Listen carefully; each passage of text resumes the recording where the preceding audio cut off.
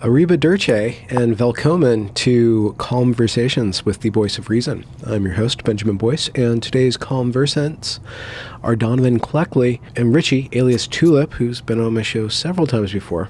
We have a good rapport, and so we continue to conversate. In this conversation, we speak about the detrans community, specifically the male point of view of that community, and also the socialization of effeminate and or gay men, both specifically, and how navigating the world as an effeminate boy has its own particular sorts of challenges and maturation schedules, I suppose you could say. Donovan is a very prolific writer. He focuses a lot on the gender issue, and Ritchie, alias Tulip, is also doing a lot of speaking gigs on this issue and has a Substack. So if you're interested in being exposed even more to their presence and their way of thinking, links to their product is down there in the description. Without further ado, here is Donovan and Ritchie. Have you guys spoken before, No. audio video-wise? No, possibly Well- had a brief DM conversation, like, I think quite a few weeks ago, actually, but it was very brief. Yeah. And general like Twitter conversation. If Twitter can be called conversation, Repartee. Twitter I don't even know. I wouldn't even use fancy words for trying to talk to people on Twitter. It's Twitter's not fancy. So Well, it is what you make of it. yeah, I just I never think of Twitter as very fancy. I don't, like, when it comes to Twitter, I'm not using it to put my ideas out to have intense discussions with people. I'm putting my ideas out to put my ideas out and to boost other people who I'm essentially in agreement with. And when it comes to people who I'm not in agreement with, I tend to highlight things that they say that are either obtuse or very unkind on purpose. But for the most part, I only really target the people who are a little bit insane, and that applies to anyone, really. People Who's see the things- what's the insanity of the week? I've had some recent insanity with. It was I can't honestly tell if these accounts are real or not. Sometimes where you get these like hyper aggressive people who call themselves like a rad femme and a detransitioner, and it's like they may well exist, but it was, I don't know, there's quite a lot of red flags in it that made us think, is that person that? Well, if they are, it doesn't mean it's any less like valid, I suppose, but you can never tell who's what. It's like there are certain accounts like Males of Reddit, for instance, and they highlight some of the shit that comes out of Reddit, right? And some of the shit is generally like insane. But there are also, and I know for a fact this happens, you get people who will come in into these subs and pretend to be trans and then say something insane, and then they get sort of screen capped. They don't look any further than how old the account is or what the post history was or anything. They just go, boom, this is proof that they're all insane. And it kind of happens on both sides. One of the most recent drama is on the detrans sub. We had, this is very recent, I got a message from somebody who was quite concerned. They were like, I contacted somebody on the subreddit for advice for my kid. And I was like, right, okay. And then they basically said that their detrans story was a fake, and they were just proving a point that anyone could fake a story, and they were going to expose it all on YouTube. And I was just like, that is just bizarre. Like, that is fucking bizarre, and it proves nothing. It proves absolutely nothing. It just proves that you've went somewhere, pretended to be someone, made up a story, and then went, haha, got you. Maybe I should, before I interview detrans folks, I should ask for a print of their neovagina or their mastectomy. Vetting. Scars. Yeah, just vetting. Like, show me the scars and then we'll continue. So I don't believe no one until I see the absence of... Present proof, like... I want your chromosomal things. I want your hormone levels. The big giveaway is when there's like... What I've found in the detrans sphere is there's like a very, very mutual respect for one another. Not everyone agrees, but they would never like do these low blows that some of these people do, right? Because they know it's like a low blow for that reason. And it's like the viciousness like rings alarm bells, and it's like you just don't get that from a lot of detrans people, especially the ones who've been hurt, are just like they're just not going to say that shit to someone. So it does make you very suspicious. It could be real, but never mind. As you said, you might need to get a scar check. Who knows? I don't know. You don't know who's posturing, who's not, but it is interesting this week. There has been, we don't need to get into it because we're all males here, but there has been some very interesting developments on the rad femme, gender critical female front, and watching the dynamics of people, persons such as Posey Parker, aka Kelly J. Keene, hiring security or being involved in an American tour to bring awareness of the issues of the medicalization of children and the erasure of women, and, interacting with males of an American masculinity, and then British feminists of a more intellectual nature looking down or tut-tutting this association with the so-called Proud Boys, whatever that means, these racist degenerates. And I know that there's history in the feminist movement, or at least within the UK, of trying to distance oneself from the racists and the tensions between the left and the right. The right is assumedly racial or indigenous, and the left is assumedly cosmopolitan or worldly and wanting to be multicultural. And watching that dynamic play out is pretty interesting on multiple levels. Ritchie, what are you going to say? They always try to get you by guilt by association to sort of prove that you're something or another. Right. But what I think happens with the UK feminists is we're not in a gun-torn country where the radicalization in the US, for instance, is extreme. Like the polar side, like what happens in a protest in the US with trans rights activists doesn't translate to what happens in the UK. It's a lot more. There's a lot less energy and there's a lot less sort of need to fight. Let's pause on that, because the footage that comes out of the UK from the women's corner, the speaker's corner, with the trans rights activists assaulting the females or even beating up a gay man in the name of inclusivity, diversity, and rainbows forever, it does look like there's the same sort of energy. And then in the 2020 BLM riots, for whatever reason, the UK youth latched onto the same energy as the U.S. youth and performed the same sorts of violent and attacked statues. Yeah, but you're saying that it's a little bit less extreme there still, because that's just footage that would arrive. Yeah. The gun difference. Oh, like, yeah.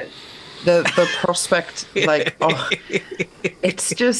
it's insane. It's fucking everywhere, and that adds a whole new edge. And like Antifa tactics in the US, for instance, they're much more likely to use like paintballs and fireworks. Again, in the UK, you're gonna get like the Black Panthers trying to arm wrestle a feminist or something, right? And it's cringe, and it's just like, God, you're so pathetic doing that to a woman. And it's just like, that is the intensity we have here. And people throwing piss all over themselves. And it's like, it's just like, it's a different type of activism. We get the more passive insanity, whereas the US kind of gets from both, when I say both extremes, because you have like right-wing extremism, such as the sort of QAnon, go-to, like gun ho, like, the president's gonna, like, not Biden, but President Trump's gonna save the world sort of types, crazies. And then you've got the trans rights extreme leftists as well. And then you've got the concoction of rioting, assault, and weapons. Totally different in the US. So it's easy for us to sit back and be like, oh, that's rather uncivilized. And it's just like, yeah, they don't have fucking Yeah. weapons. You Oh know? yeah. Sorry, that was my take.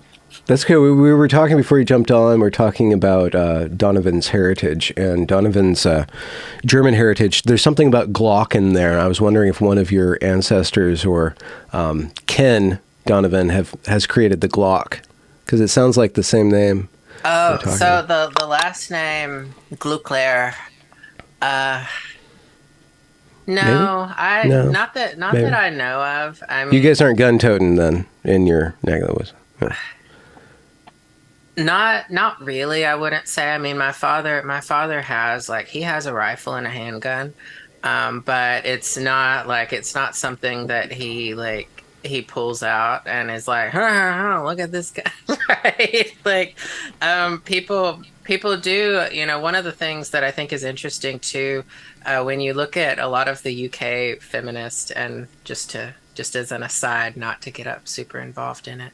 But there's also stereotyping of people from the US as well. And there's also a failure to really understand the political environment in the US. Because I've talked about this with some of my UK friends. When they talk about conservatives there, it is funny that they're conservatives. And I've talked about this with Gary Powell before.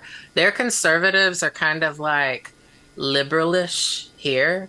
And so it's weird when the UK feminists freak out over conservatives in the UK, and then immediately that means that they're going to see the average conservative here, who happens to be way more conservative than whatever they have experience with. It's beyond their experience.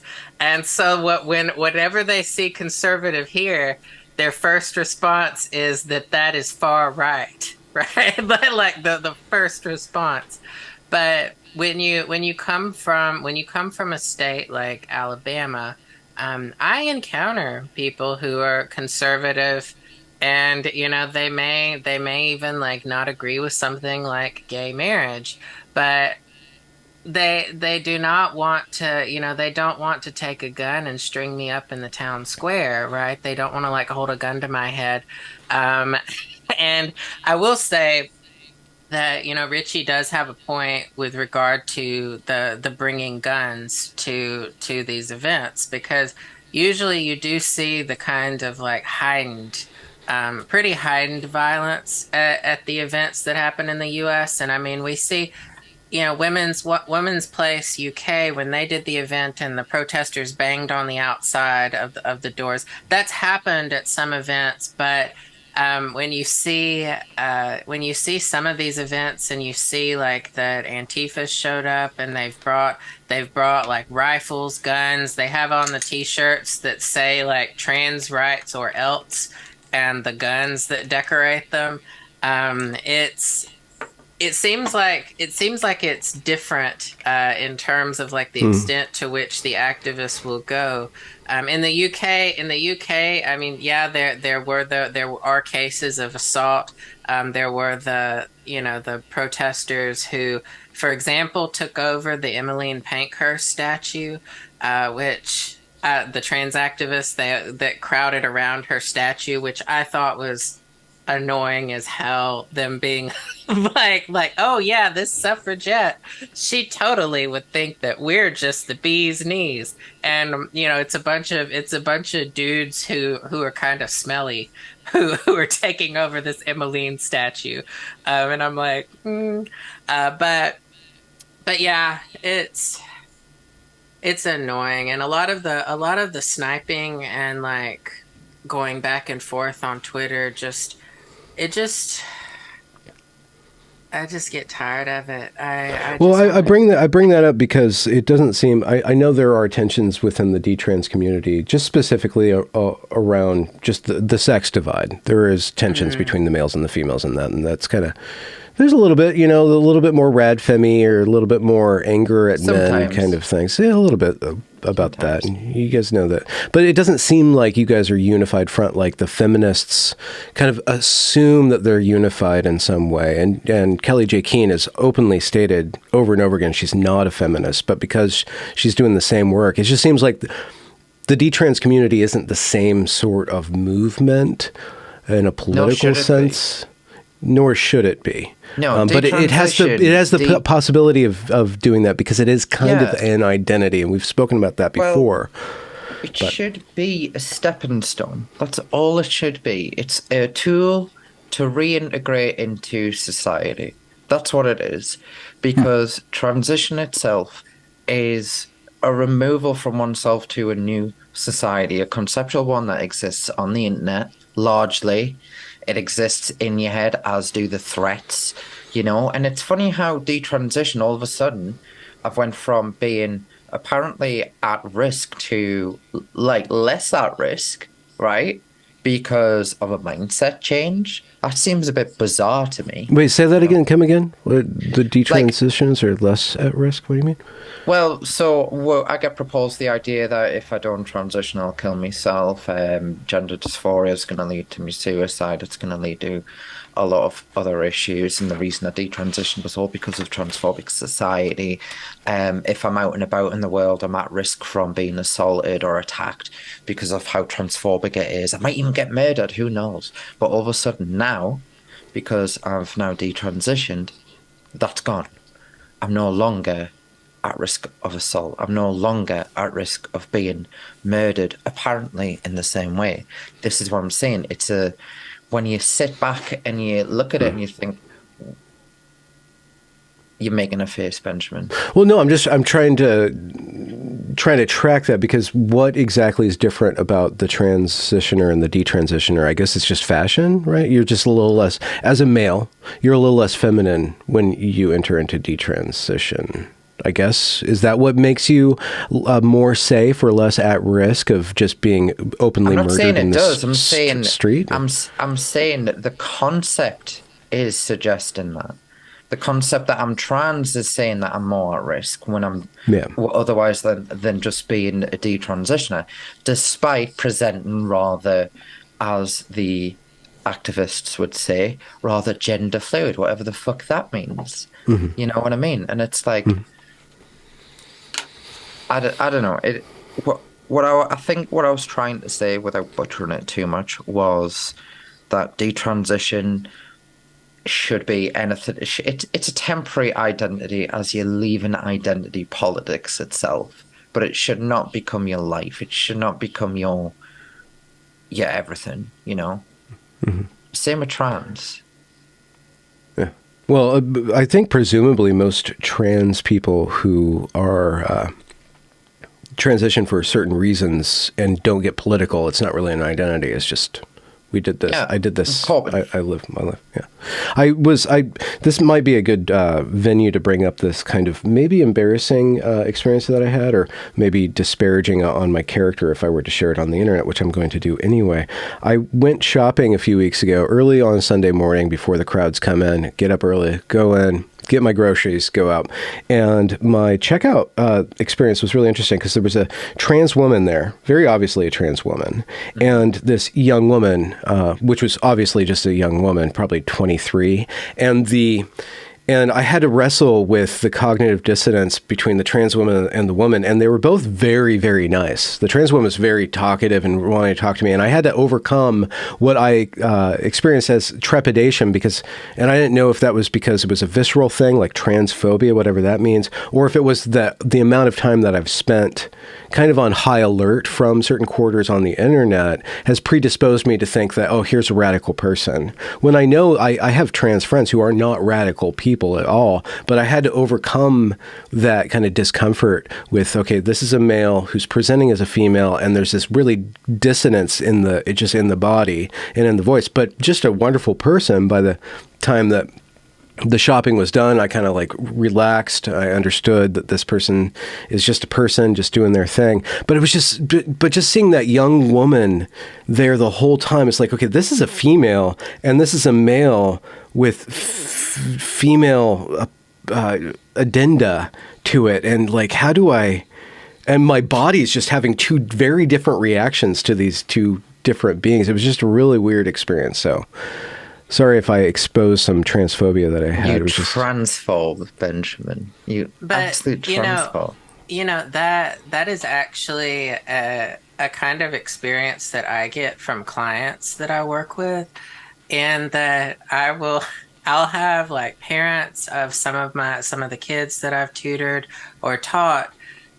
They know me from like talking to me directly, so they like hear, but they don't ever, they don't use like they haven't had to use, say, like pronouns, but oftentimes I will see like a review or a comment, talking about how, the student enjoyed the tutoring session, and the parent will have made sure to use a feminine pronoun in order to try not to offend me, under the assumption that I go by feminine pronouns instead of masculine pronouns. So I will usually have to tell the parents not to worry about using Mr. or Miss or any of that, because I do not care for the titles. And I'm like, you can just use he, him, his. But I find that the parents and people generally whom I meet are concerned about getting pronouns correct, or making sure that they use the correct pronouns, which is concerning to me because I do not think that it is something that matters. I think what really matters is the respect and the sense of relation to the individual, rather than performing this kind of this but sort of ritual. I mean, this might be awkward, but you do exhibit very gender non-conforming characters, but on a natural level. So I can see that even the confusion there with all the trans ideology and the pro forma, like the PC culture, is intruding. But people are like, well, what category is this individual? What category? So the struggle to categorize is something that I do. On the one hand, I'm like, I'm kind of like, but on the other hand, I do find it interesting, because it does sort of highlight in some ways like the arbitrariness of some of the I guess like the sex role stereotyping that we go with. Like they expect the masculine voice. They expect, like, if you have at least like maybe a beard, right? Like a manly beard, which I can grow a pretty big beard, but I shave. Because I do not want to let the beard grow. So I definitely, and that is something that I have always been fascinated with, is how people code others and perceive others on the basis of the way that the body looks. And I mean, in person, like I mean, my shoulders are pretty, like they're kind of broad-ish. So I think in person people would be able to see, like they would be able to be like, oh, but of course even online, just having the exchanges, them hearing my voice, there is that kind of uncertainty with the categories that they sort of are not able to place everything. Mm-hmm. And that it is interesting when thinking about all of it. Ritchie, pre-transition or even thinking about transition, were you kind of naturally GNC in teenage years, and by that I mean gender non-conforming, more effeminate than your average bear kind of thing? Not as a teenager and early adult, because I'd put on a lot of weight, and I really just didn't like my body and wasn't really going outside. I shaved. That was it. I naturally always wanted to grow my hair, but my brother was always on me backside to get it cut if it went past like that length. You know what I mean? Even as an early adult, he was still like that. Because from about the age of 10, I went with him to the hairdressers to get cut, and he hated when people mistook me for a girl when I was a kid and stuff like that. So people did at some Oh point. yeah, as a child, yeah, definitely all the time. Like it was always happening. Even other kids in school used to be like, "Are you a boy or a girl?" And what was it about your girlishness? How did that manifest? What was that kind of gender expression? I think Was it it was voice, just softer. interests? Yeah. Voice definitely. Height too. I was very short. I was really, really short, like unbelievably short. Oh. I was like always the shortest one in the year. I didn't go through like puberty till I was like 15 or 16, right? Oh, wow. Okay. Yeah. So I had very delayed You're a little puberty. pygmy of northern England. Yeah, I was tiny, and then all of a sudden, in my 17th year, I just shot up. Ouch. And yeah. What did you do? How was that transformation for you? Like, was that disorienting or empowering, maybe? I was inside. I was playing games anyway. I didn't notice the height difference because I was avoiding PE. I just want to go back on your experience in the shop, and also ask Donovan a question too. So the shop thing, like when you've got reality staring in your face, it's hard not to be jarred because you've got that contrast. But also, you call it transphobia, and I'm sure a lot of trans activists who wanted to snipe that would be like, yeah, that is, look, here's the perfect thing of Boise being transphobic. And it's just like, could it be that, or could it be that you're more aware of the drivers and mechanisms that drive somebody to transition, and you're fundamentally on guard for some of the, say, the red flags, and then when you realize those red flags don't exist, you relaxed, as you said, you're like, oh, actually this person's a nice person, and they're not narcissistic, they're not domineering, they're not sexual, they don't have, and it's like, am I a bad person for wondering about it? It's like, no, because what's happened is we've been told to accept without exception, and that's allowed despicable behaviors that cause people on guard.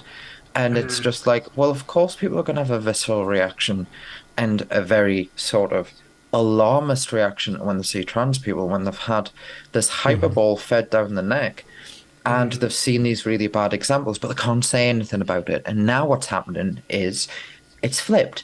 Now people are saying far too much about and lumping all trans people in with these despicable characters that exist within the community. The prevalence might be more than the general population in terms of these people. I don't know. But what I'm saying is there is a hyperbole that exists because we are trying to focus on the issue of the bad people. But what it's actually doing is it is actually drawing a picture that all trans people are like this. And that's not what we're saying at all. We're saying that this attracts a certain type of individual who wants to take advantage, right? So is your reaction transphobic? By their standards, absolutely. Well, any discomfort, right? Yeah. Would be phobia. By my standards, I think you're well aware of the situation. And well, it was just, I mean, it was that at first, and then that kind of eased, but it was still just the jarring in my body, like that young woman just filled with just being a woman, and then this male to female. It was just like my body, just having that contrast. It's like, okay, well, how do I categorize? How do I interact with this? How do I ignore all this stuff that's very it's not evident? A male, a female, though, is it? It's a male with a female addenda, right. And it's like, well, why would that? And I know all the reasons why. Well, I can guess. I've exposed all the reasons why, but you can't like ignore that. Yeah. I couldn't ignore that, but I could just ignore it eventually. And they were very, very, very, very nice. This person was a little too nice, actually. Like, it was really early. Why are you asking me all these questions? Would you be? But they told me their whole story about Connecticut and their life there and how they moved out here and all this stuff. A lot of trans people you meet in person tend to be quite well measured because they're living their life and then they're in reality. But the ones who what do you mean well measured? Like that person that you met in the shop, they seemed nice. They weren't going, they weren't crazy. You said they weren't like being the stereotype. They weren't doing anything that caused a red flag or a hair to stand back on the neck. They seemed well measured, right? They seemed nice, yeah? That's my experience with a lot of trans people. There's like, but there are like when you go to a transcript, you're exposed to a wider variety, and I know that the bad ones exist, or the ones who are a bit whatever exist. Um, I just want to ask this question to Donovan very quickly Yeah. because Yeah. you're obviously a very well educated young individual on this matter, and it's quite impressive to see. But I'm Oh. wondering, as a gender non-conforming gay guy, how, what do you think stopped you from being pulled into the transition sphere? I suppose what had really helped me avoid going under medicalization was that I had previously when I was younger, I had taken what is called Accutane, which is the scorched earth acne remedy. And I saw that there were pretty terrible side effects from it, including depression and suicidal ideation. And I had some pretty bad after effects from that medicalization. It it led me to develop a more critical perspective regarding any kind of medicalization that would help me cosmetically because I saw it as something that very easily could have taken my life over me trying to have a pretty face, which I did get rid of the acne, but I almost got rid of myself in the process of trying to treat the acne that I had. So, and that experience is at a way smaller level than, undergoing cross-sex hormones and, of course, undergoing surgical interventions. But I think that early experience had helped me form the critical understanding that I had. And the second thing that helped me um, has been my family, which although they have struggled in terms of acceptance regarding me being gay, they also were or really have been more, I would say, more accepting, if not open, than most other families or communities that many of my friends, particularly lesbian and gay, have had experience with in the American South. And I know homophobia, as you've talked about in your narrative, has been that it is something that it's terrible elsewhere. So not everybody actually has the access to the community and really the family. I would say really it was my parents and my brother that I've had. So that in a nutshell, those experiences have they helped me ultimately avoid that path that I think sort of pulls a lot of people in more When did Did you you come easily. ever, across the idea of transition, Donovan? Hmm? Like, how old were you when you first heard of transition or found that path? Interestingly, I I was not an online kind of person. I would say even like prior to high school, really. So fuck, I telling did you, it's fucking internet, man. I'm I sorry. did Sorry. I did I had a social media like had some social media accounts, well actually just one that was Facebook, but I really only used it to post like if I posted like pictures of going to Halloween or things like that, I was not very involved. I did not have a phone until I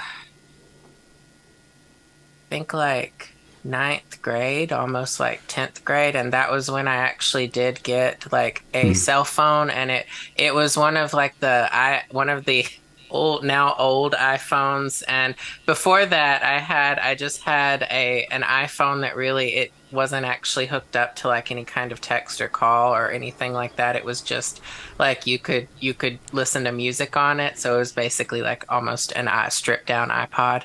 And so I really was not very active on the internet until late in high school, and and then into university, which, yeah, I didn't have a Twitter account until like 2017.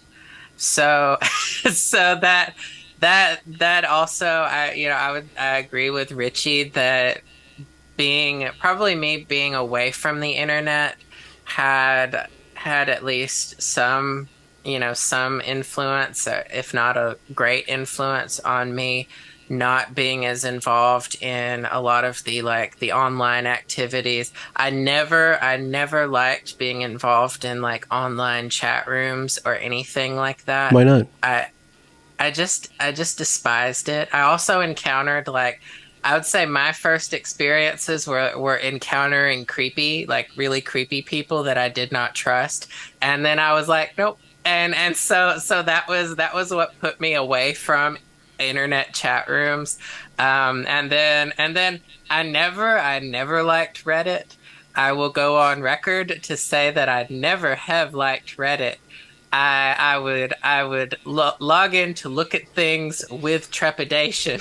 I would look at it, and it was mostly to open the window and look at something horrible, and then close the window and then say, no, I will not see this anymore.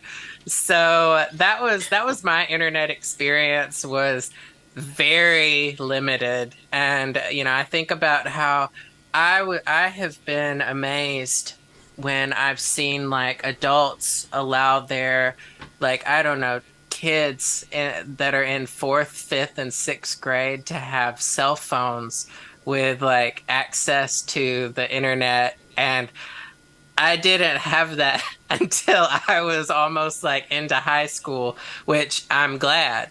I'm glad I did not have it at an earlier age. Now, I played like, in high school, I played like World of Warcraft and some of the online games and things like that.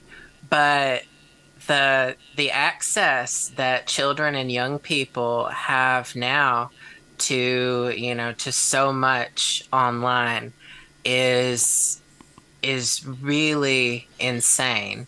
And this accessibility includes so much access to pornography as well, which I have no doubt so many of these kids, so many of these young people, they get they consume particularly exotic or different sexual imagery, which then influences the way that they have a sense of self, the way that they form identity. Hmm. So that was my experience with not having internet for for See, I I really think that you're like you're like in that key sort of risk group to transition. And I right. really do think that people need to listen to the people that didn't get lured into transition but sort of hit some of those markers. Now, Mm, for me, it also could be a symptom of your family. For instance, no disrespect to my parents, but there were parental issues as well, right? With me. mm, I don't know how it was with you. Then maybe you did, maybe you didn't. But my dad was a miner. He was very old school. He was mm. very, he kind of just, you know, um, What did and he my mother mine? Like called copper? Cole. Oh, wow. So he was Yeah. like, he came home and he was just like smelling of dust and Yeah, well, we actually had the house we lived at the time. We actually had a coal bunker, because we're using we still used coal to power the house for those houses. All the miners' houses did, so we'd get like our coal deliveries and stuff for free because my dad was a miner and stuff. So the wow. benefits. uh, You, you, anyway, you guys might have to go back to that pretty soon here. yeah, yeah. Well, who knows? I mean, we've got plenty of it around, so we could always go back to it. Why not? Um, but Greta willing. the it's very interesting to hear Donovan's pipeline of not. Did you ever feel the pull to transition even without that? I I would say that there may have been some thought toward it, but I always hate the if I grew up today, I would be a trans kid kind of Sam, I narratives. hate that shit. I I, fucking hate that, I, man. I, I, Literally I wrote take, about that I last right, week. right. I loved the piece that you did about it. That's it. I always, I dislike that narrative because it does a similar kind of thing that we see that adult trans identifying people do, which is project backwards on like a childhood self that never existed. And in my case, I felt in a way similar to how you did because I had really liked other guys growing up, and part of the the visceral reaction that I had to homophobia and not being able to like, be with the other guys, or be sexual and romantic with members of my own sex, was also to sort of turn to turn the hatred or the kind of discomfort inward, which is to say, um, I thought about, oh well, if I had been if I were a girl or a woman, then I could actually have a normal relationship with a man. Then I would be able to actually have what society, what everyone says is, oh, you could have a marriage, have a family, have a normal life, right? And that kind of mentality, I think it does impact a lot of I mean a lot of lesbian and and gay youth who are looking at transition as a path toward normalcy. That kind of mentality is one that I saw in a woman whom I grew up with, who had been very like, she was for a long time a butch lesbian, but she also came from a very conservative background, similar to me, which my family is somewhat conservative, though not, I don't think way conservative. But in her case, she had sort of internalized this idea that, well, if she were a man, she could assume the role of husband in relation to a woman. She could have a kind of normal heterosexual relationship that functionally is homosexual. So it is two people of the same sex, but in terms of how it is perceived socially, she would be able to be seen as a man with a woman. And there is a kind of social capital that I think that, lesbian and gay youth see in being able to appear normal. And I wanted to add one thing you mentioned, your father being a miner. My father, he's worked as an applianceman, so he like had fixed, washers, dryers, did work on ovens, microwaves, etc. So doing like mechanical work. My mother has worked at Walmart, and and so I had come from kind of a lowish income background, I would say.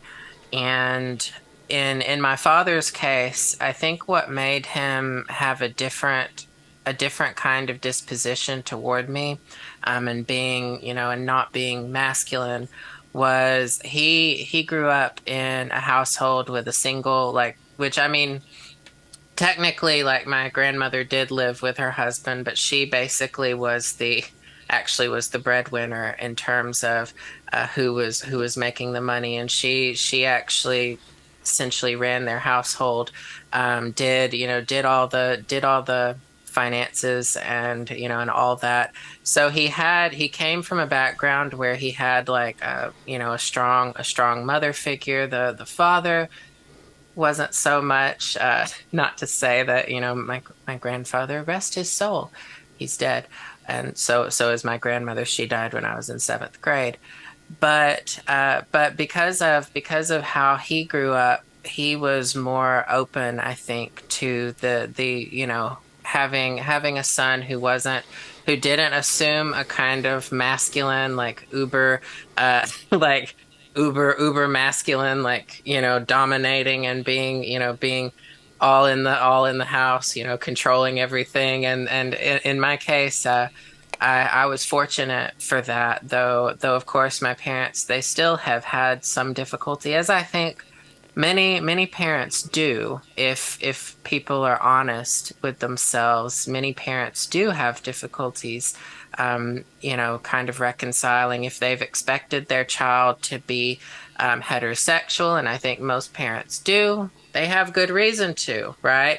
And most people end up heterosexual.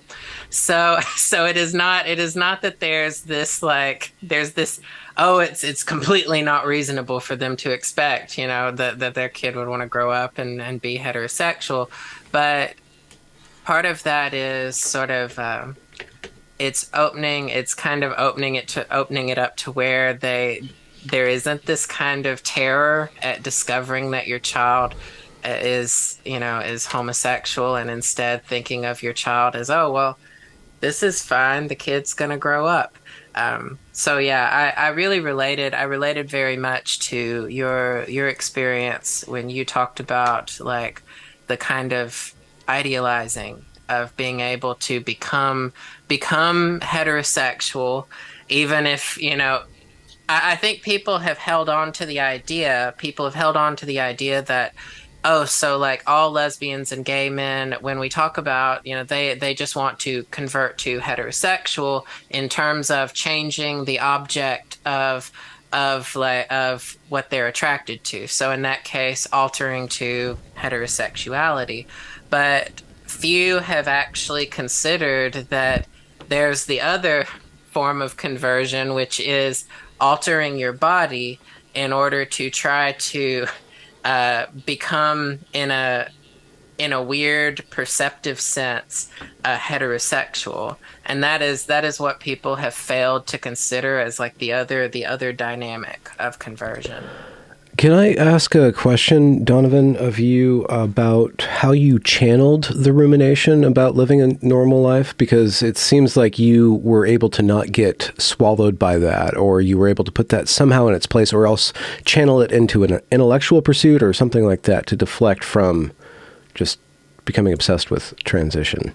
Certainly. Or wanting to be normal as a woman. Certainly. I think in my case, I I channeled that fixation, or obsession, into reading and into literature. So what I really became invested in was, studying literature, and it helped to provide a kind of,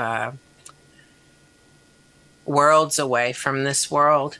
So I could read fiction.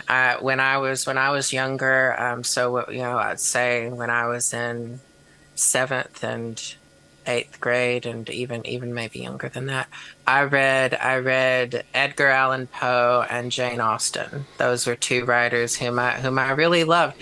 And a very strange pairing, right? Edgar Allan Poe and Jane Austen, uh, which It explains the kind of black nails. That's all. uh, oh, right. And and my, also the interest that I've had in like the psychological and behavioral relations that people have. Jane Austen was brilliant in plotting out how people related to each other. Poe was to an extent as well. And I loved Gothic literature growing up. So that was me. And in high school, I actually did wear mostly black. I dressed in mostly black. I do wear tie-dye more, which is kind of it became my uniform into university, because I had enjoyed it, and I also had worked in Florida at one point where I worked on the docks I was selling snow cones with my aunt and uncle, and I loved the tie-dye shirts that I wore, and so then I kept wearing tie-dye, which ended up being like my favorite outfit. But part of where I channeled that kind of fixation or obsession, which otherwise would have led to a kind of neurosis, as it is, was into literature and into studying fiction, which I think is, in my view, something that it helps occupy that space. And I think, sometimes people play they play video games. I also, like I said, I did play like World of Warcraft, Skyrim, a few of those different kinds of games. And that helped. Those sorts of things, I would say, that helped a little bit. But literature was where I could find a freedom that I otherwise felt that I did not have. So, And Richie, what about, just to compare and contrast, if you don't mind, what do you think would have channeled your rumination on transition? Was there like a social aspect of that, or What would have channeled it? elsewhere? In Yeah. Mr. Donovan's book reading, well, I think with Donovan, it's like, if you lay out all the pathways, there's one critical missing factor here, and it's the internet. And I've been saying it from the fucking start. right. It's the Yeah. internet. That shit warped my brain from the age of 8. I saw things I should not have, you know? Sorry, 9, 10. Wow. Got Okay. me on internet connection at age 11, Yeah. and it feels like I am recovering from an MK Ultra experiment. Beamed shit on you 24/7 fucks you up, regardless of your parental issues. It got like, there was a lot going on, but to answer your sort of what if scenario, what would it have done for me? I think I was I was really really into me outdoor stuff, like just being outdoors. Just I really wanted. I had this desire to build. Like I love building little bases. I would call them bases, with my Mm. friends and that. Like not tree houses, bases, you know. And I just loved all that sort of thing. And I was fortunate enough to experience that part of the 90s pre-internet where it was very, very adventurous. And I really do feel like if the internet came a decade later, perhaps, it would have been a different story for me. I really do feel like Mm. that. Because I think I was naturally on course to not doing that. But then you add in all the other bits of the chemical soup, because I do believe it is the chemical soup that makes a trans person. You've got the parental Mm. relationship, you've got the depression, you've got the trauma, normally bullying, you've got the internet addiction, you've got the cluster B personality trait, which comes from the parental relationship, the overlap with autism, OCD, ADHD, the introduction of SSRIs, the overuse, and again, it always leads back to internet addiction. Most Mm. cases, most modern cases do. Modern cases do. What was the experience of SSRIs for you? Uh, well, I was having I was having panic attacks pretty much like every 2 or 3 days. And How old? there was, oh no, from the started when I was about 4, but they got into the worst sort of. It got really bad from about the age of 14 when there was a lot of bullying. And that kind of escalated and escalated, gradually got worse. And by me early 20s, um, about 21, 22, I was like, I cannot put up with this shit anymore. I'm gonna off myself if I have to deal with this shit anymore. I can't. I'm like done. I can't do it. So I went to the doctor. I was just like, I'm like, I'd just basically given me experience, what I thought was happening. He was like, um, he said something about PTSD, and I was like, I don't think so. But I did. I did. I actually had quite a lot of PTSD from school. Like, I had some horrific experiences in school, and I think that compound that really, really like messes up too. And I also had the internet experiences. Some weren't really that severe to me, like, but looking back, how that shapes your person and how that shapes your self-esteem, that nothing dramatic can happen behind a keyboard, if that makes sense. What you do end up doing, and I did this as a teenager, is sharing photos, naked photos, and whatever they Mm, wanted normally, right? I did all that mm-hmm, shit. Yeah. That fucks you up, right? That mm-hmm. changes you. Um, So so your relationship to strangers, other males, probably older males, was mitigated through a sexual dynamic then? yeah. From chat rooms. It was like, whereas Donovan hated chat rooms, I was obsessed. Why? What was it I, about them that just because it's, engaged you? picture this, you're like, I'm like 9, 10 years old. I'm used to imaginary play with me friends. And my friend comes out and his stepdad's an accountant, and he goes, Stepdad's got the internet. We can use it for 30 minutes. I need to show you this shit. So we go on chat room, and I was like, you can talk all these people in this room, they're from different countries, and whatever you say now, it was just, and the concept was just like, what? How you like it cost, doesn't it cost hundreds of pounds to call somebody from Australia? Like just totally crazy like childhood things. And it was just like, yeah, actually you can talk to these people, they're real people. And it was like, it just blew me little mind. And I just, because I was very obsessive anyway, and I'm not like, I don't know, I'm still waiting to get assessed, but I had traits of autism. And one of my traits was when I latched onto something, I became obsessed with it. Okay. And from the age of 9, it was chat rooms. And Yeah. I tried to access chat rooms at my friend's house, would go with a different friend. We would go in this chat room and say, hi, my name's blah, blah, blah. My name's Ritchie. We're 9 and 10, and we just want to speak to people from all over the world. And it was like that episode in South Park. Do you know? I don't know if you've seen it, where Cartman joins Nambla and he goes in the chat room. And it was like that. And I'll look at that episode and I kind of laugh, and I was like, that's actually painfully accurate. And it was like all these people like to send you messages, and you're like, oh, everyone wants to talk to me. This is great. Hmm. And then and then we had one or two scares, me and my friend, like with people calling the house because we give out a number. And we're Oh, terrified jeez, we're, Louise. we're terrified his parents would find out, but I never heard anything back. And, at that time I was like 10 or 11. And then we got the own internet connection. And then that was it, 11, 12.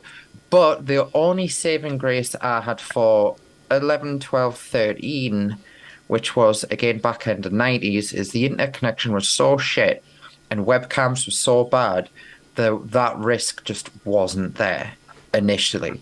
But then in 2000, we had the introduction of ADSL, which is like it went up from the whole 56K modem to 5112 to 1 meg, 2 meg. And that was the introduction of video. That's when YouTube really started to kick off. That's when video calling really started, Skype, the whole thing. And from then on, that was it. And it was just, I would go into this chat room. They would gain me trust very easily because I was very naive. I'm a very naive individual anyway. Um, just to segue something funny that happened the other day. I went to the LGBT Alliance with Sinead a few weeks ago, Oh right? yeah, yeah, yeah. And I did me talk thing, and it was getting recorded.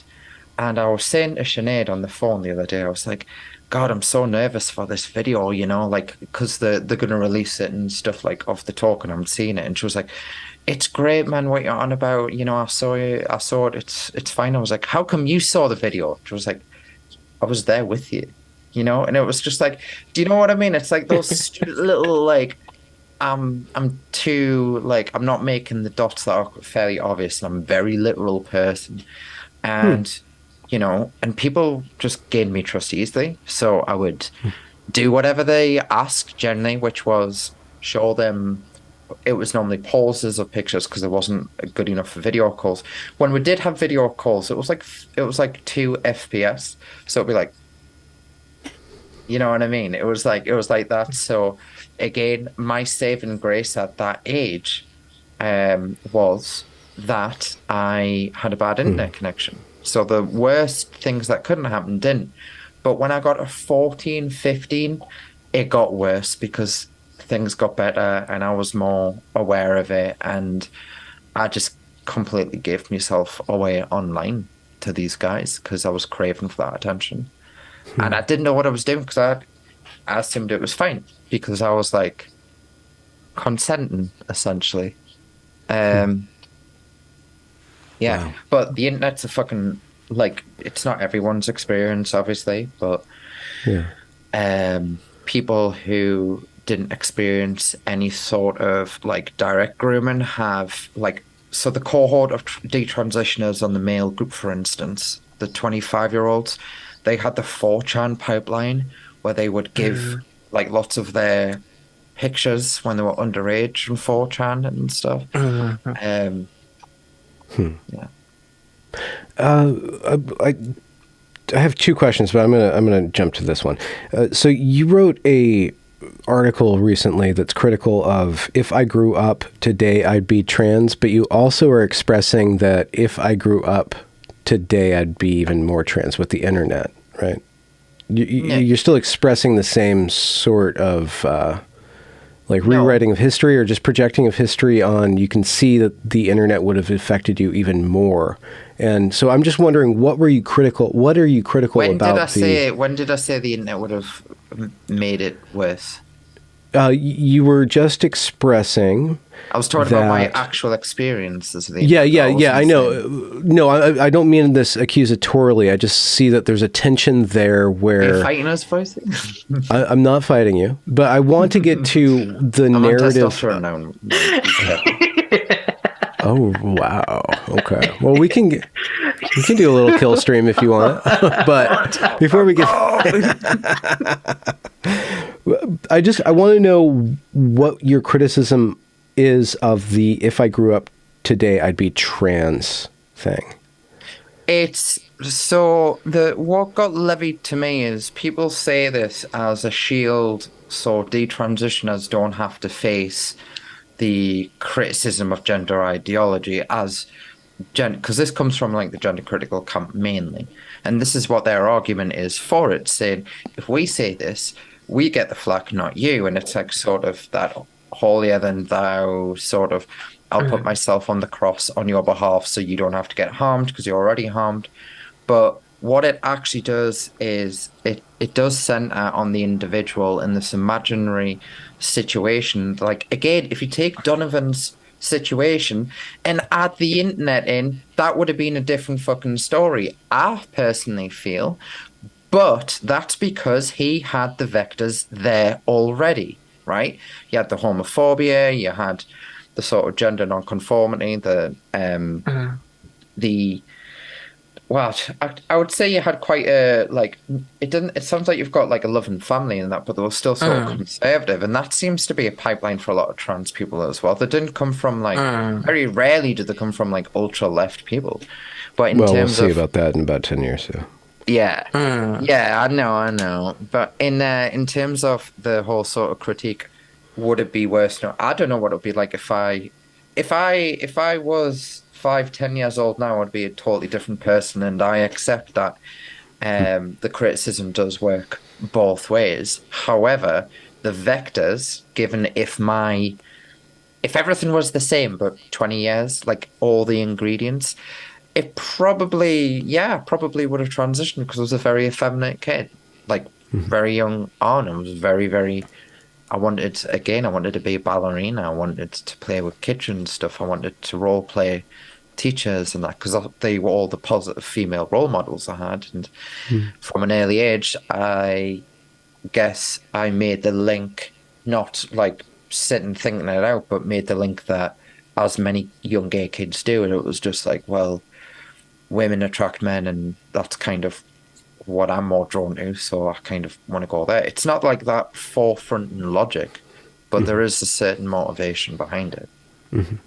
And my other question is, and this gets into murky diagnostic waters, but you've brought up over the course of our conversations this diagnosis or this question you have about an autistic-ish or spectrum personality, but with the obsession kind of stuff. But you're really good at reading other people, at least in our conversations. I haven't seen every interview that you've done, but it seems like one autistic typical trait is not being able to read subtle social cues. It seems like you're good at reading social cues. Maybe I'm just seeing one-dimensional or two-dimensional.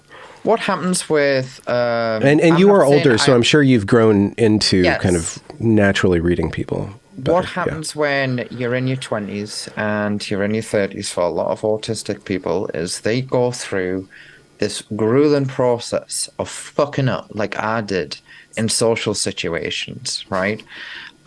Constantly making a twat with myself, constantly saying the wrong thing, and I would always get upset that I couldn't seem to control what it was. So I became hyper observant to what I was saying and how people were saying it.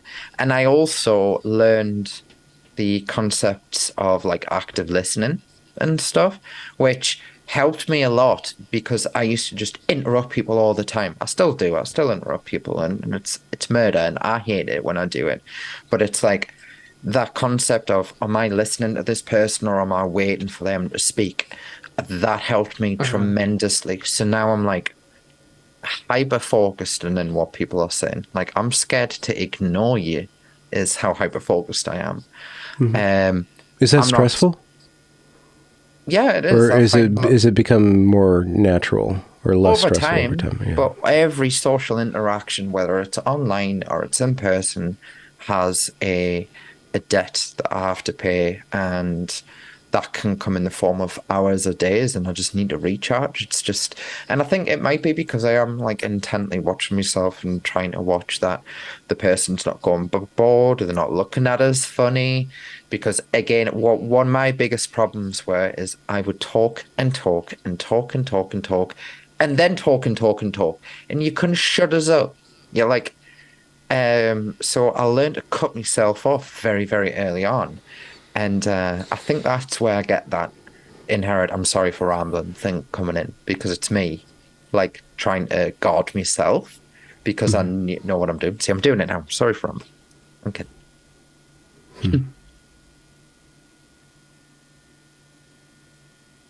What about I don't want to ask this question, but so I could strike it from the record. But I'm just wondering about both of your fellows' prospects for relationships going forward, and how that's changed over time. If you guys want to talk about that, if not, it's really personal. I'm just wondering how going, that just seems like a big part of somebody's personal development, and conceptualizing that and going through the changes and figuring out that. I could talk a little bit about it. I suppose in my case,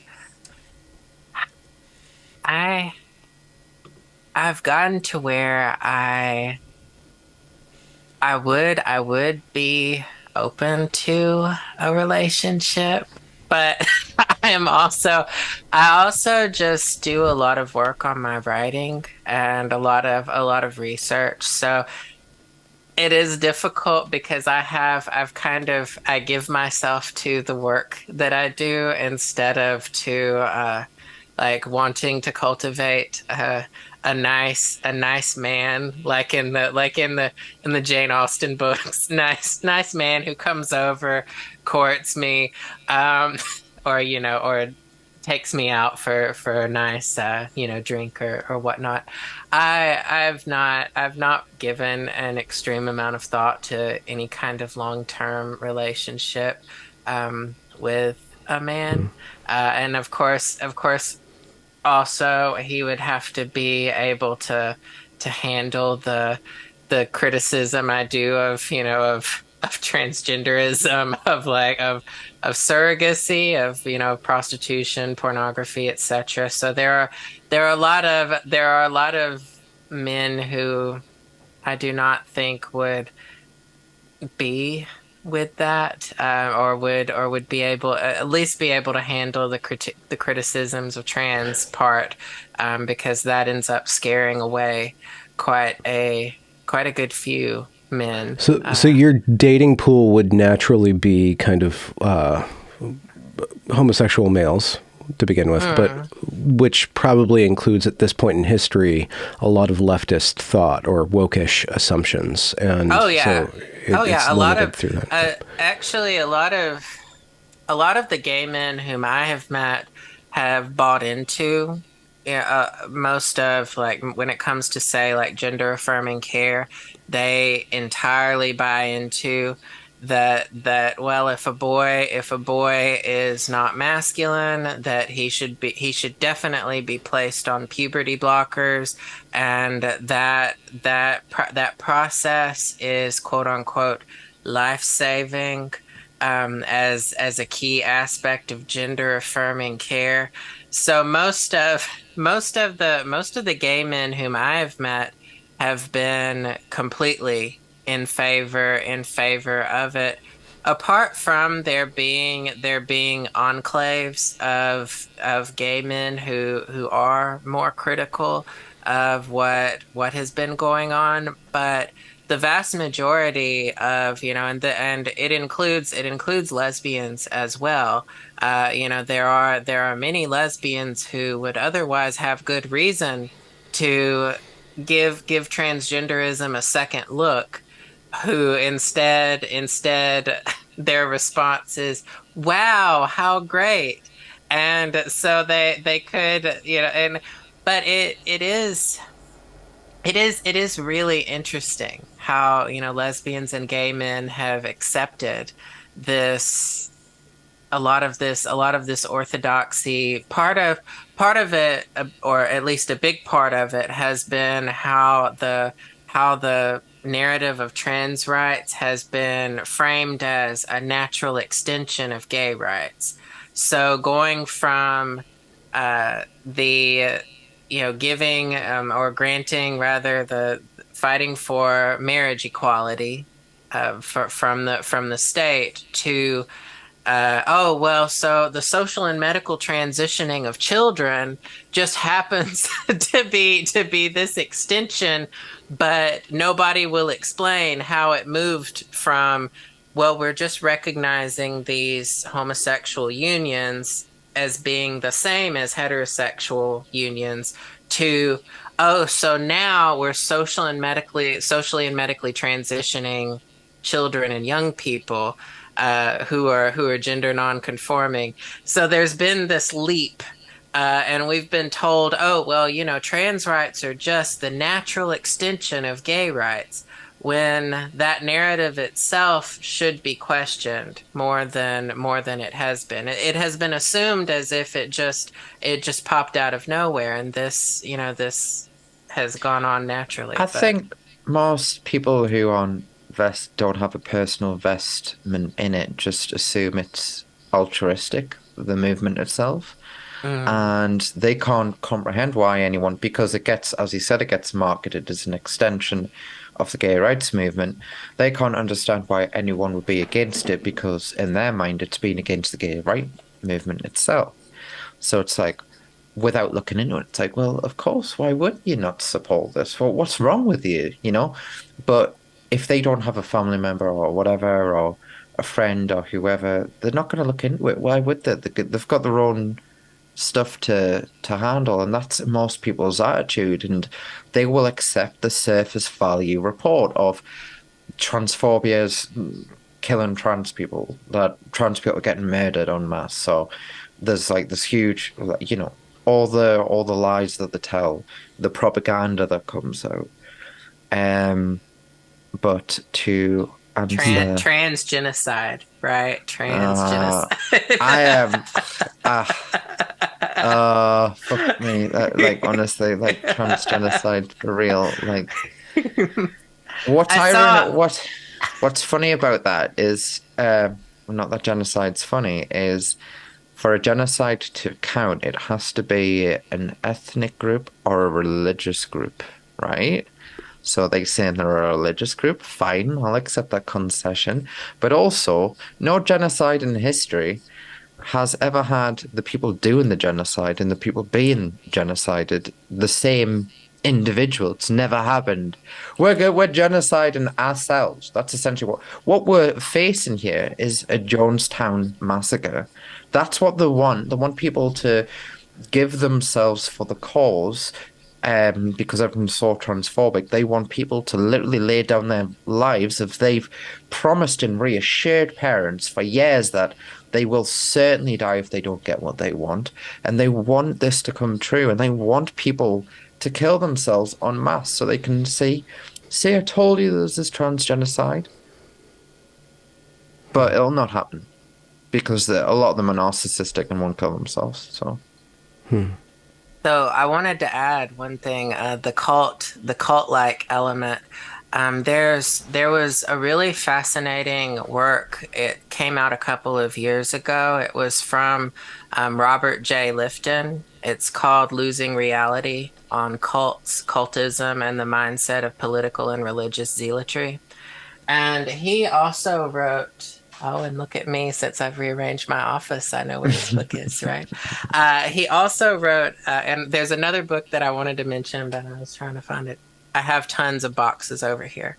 But Lifton also wrote a book called The Nazi Doctors, Medical Killing and the Psychology of Genocide.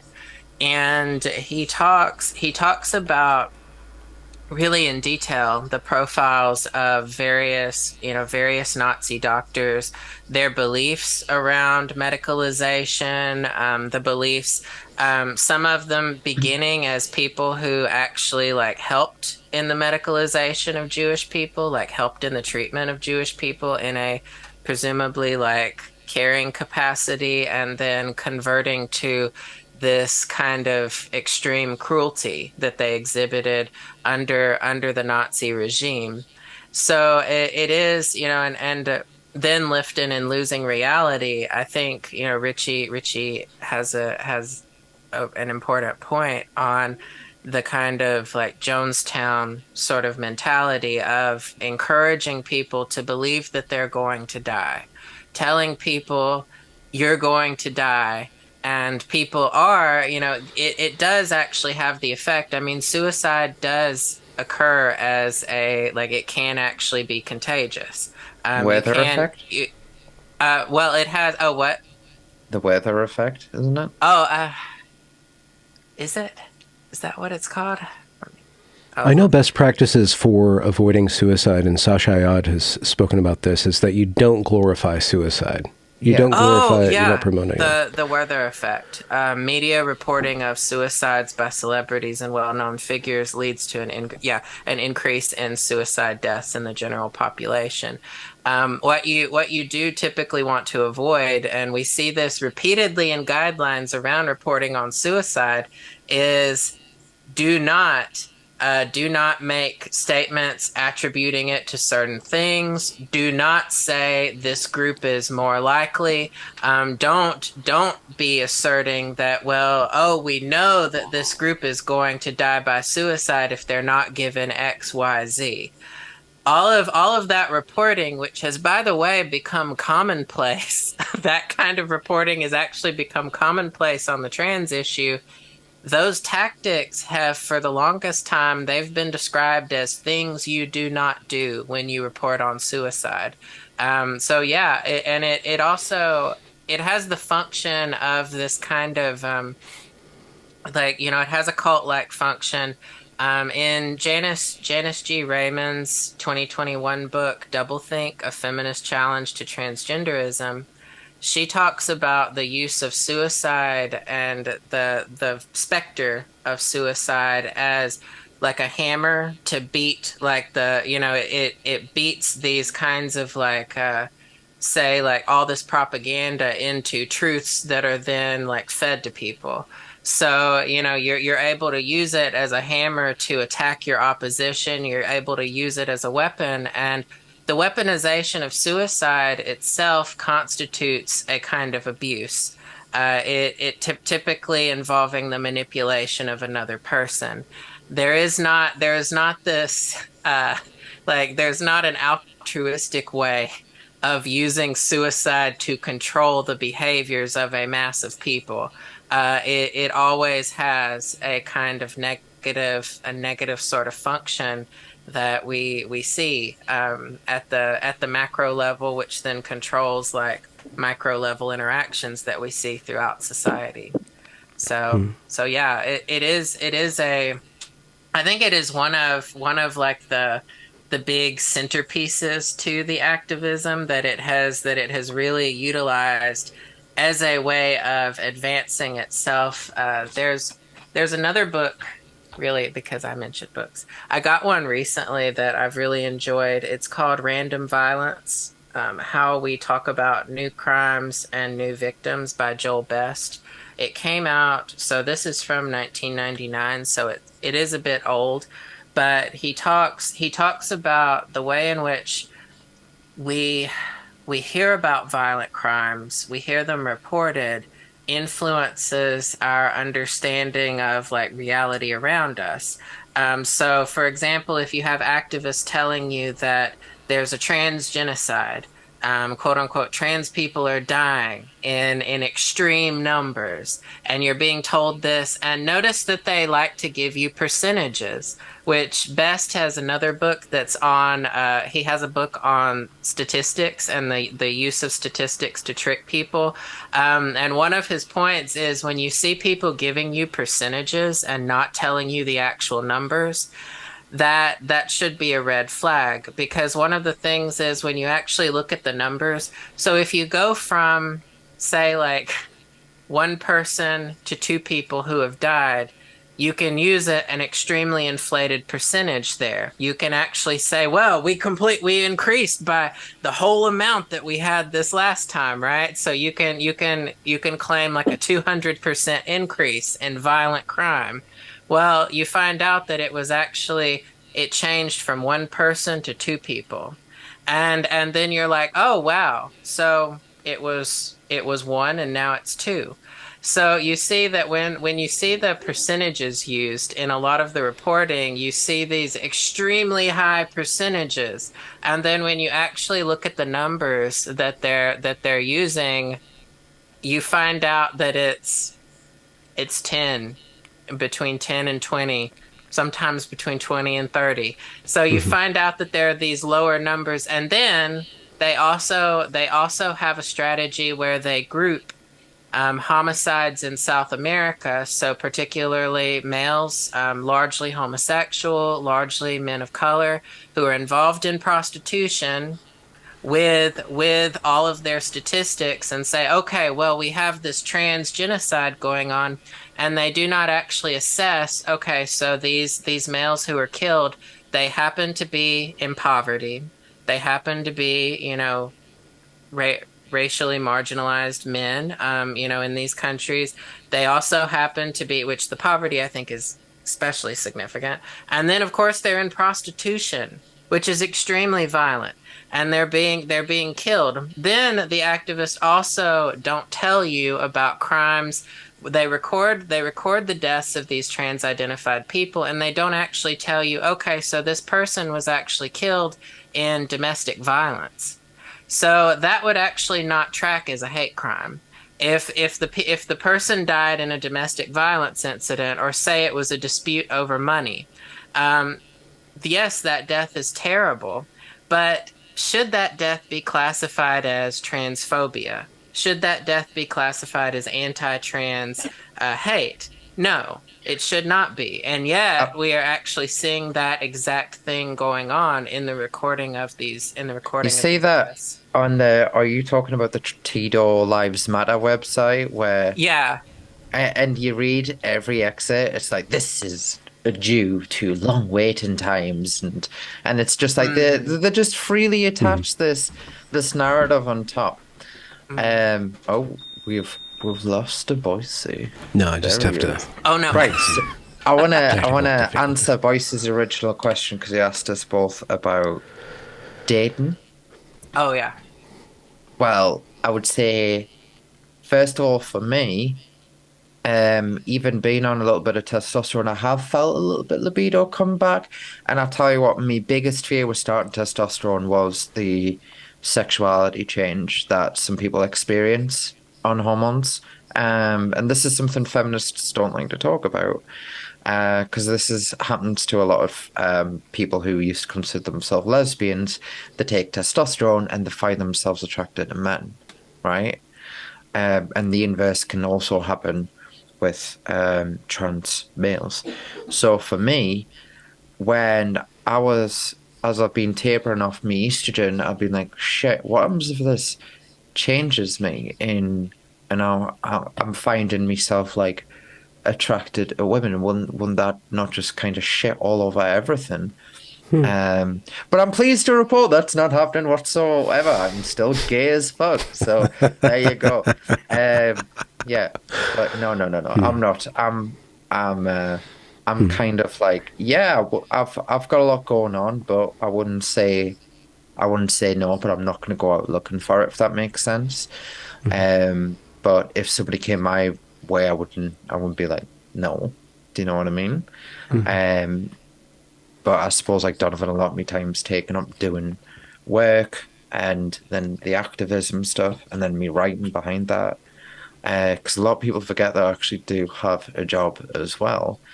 Um, and I was dead surprised when I told them like, "You've got a job," and I'm like, "Yes, I work, you bastard." And it's just like I just thought you were just a feckless idiot who sits on Twitter all day just tweeting who like wore me. And I'm like, no.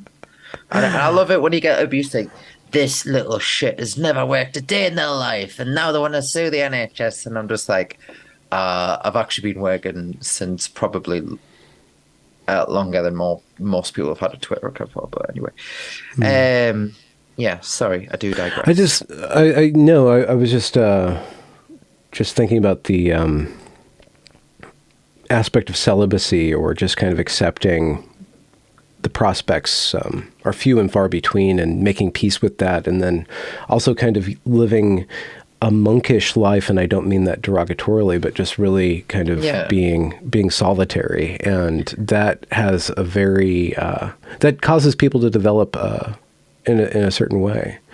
I've been alone a lot of my life anyway. I'm very much used to it, and I'm very much an independent individual anyway. And also, again, with the dating thing, I'm not. I've tried to explain this to somebody before, and I was like, "Do you know?" I tried to remember. I said to people, "Can you remember before puberty really kicked in? Really kicked in? You just weren't bothered about relationships at all. You were more interested in games." And I was like, that's me now. I just want to play games and write and do shit. I'm not really that interested, to be honest. I have occasional flare-ups of like, ooh, or like, you know what I mean? But it's very, very few and far between for me. And I'm just so like, again, if something came, I wouldn't stress myself either way. But and people are like, oh, how could you cope without having this? And I'm like, yeah, but I haven't had that for a while because of the SSRIs, because of the estrogen, the testosterone blockers, and then because of surgery. And it's like, you're not going to miss something that you don't have, right? Well, unless you're affected by loneliness. I've got cats.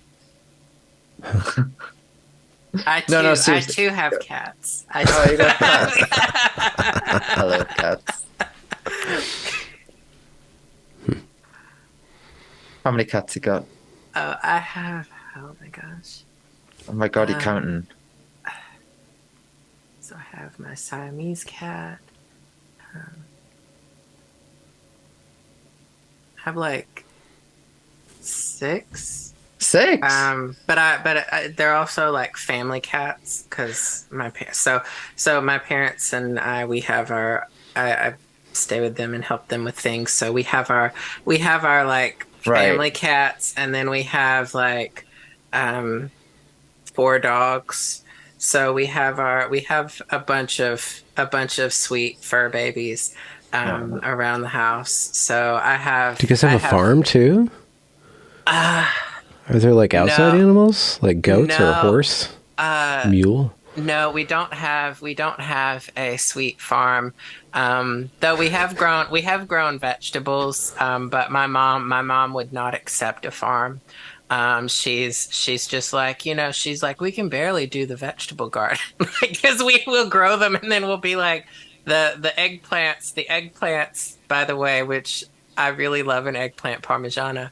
The eggplants went out of control and there's just lots of eggplants on the plant, and we're like, we can't eat these. Like, we'll just never eat all these. So yeah, we actually we have good few sweet pets that we take care of. Hmm.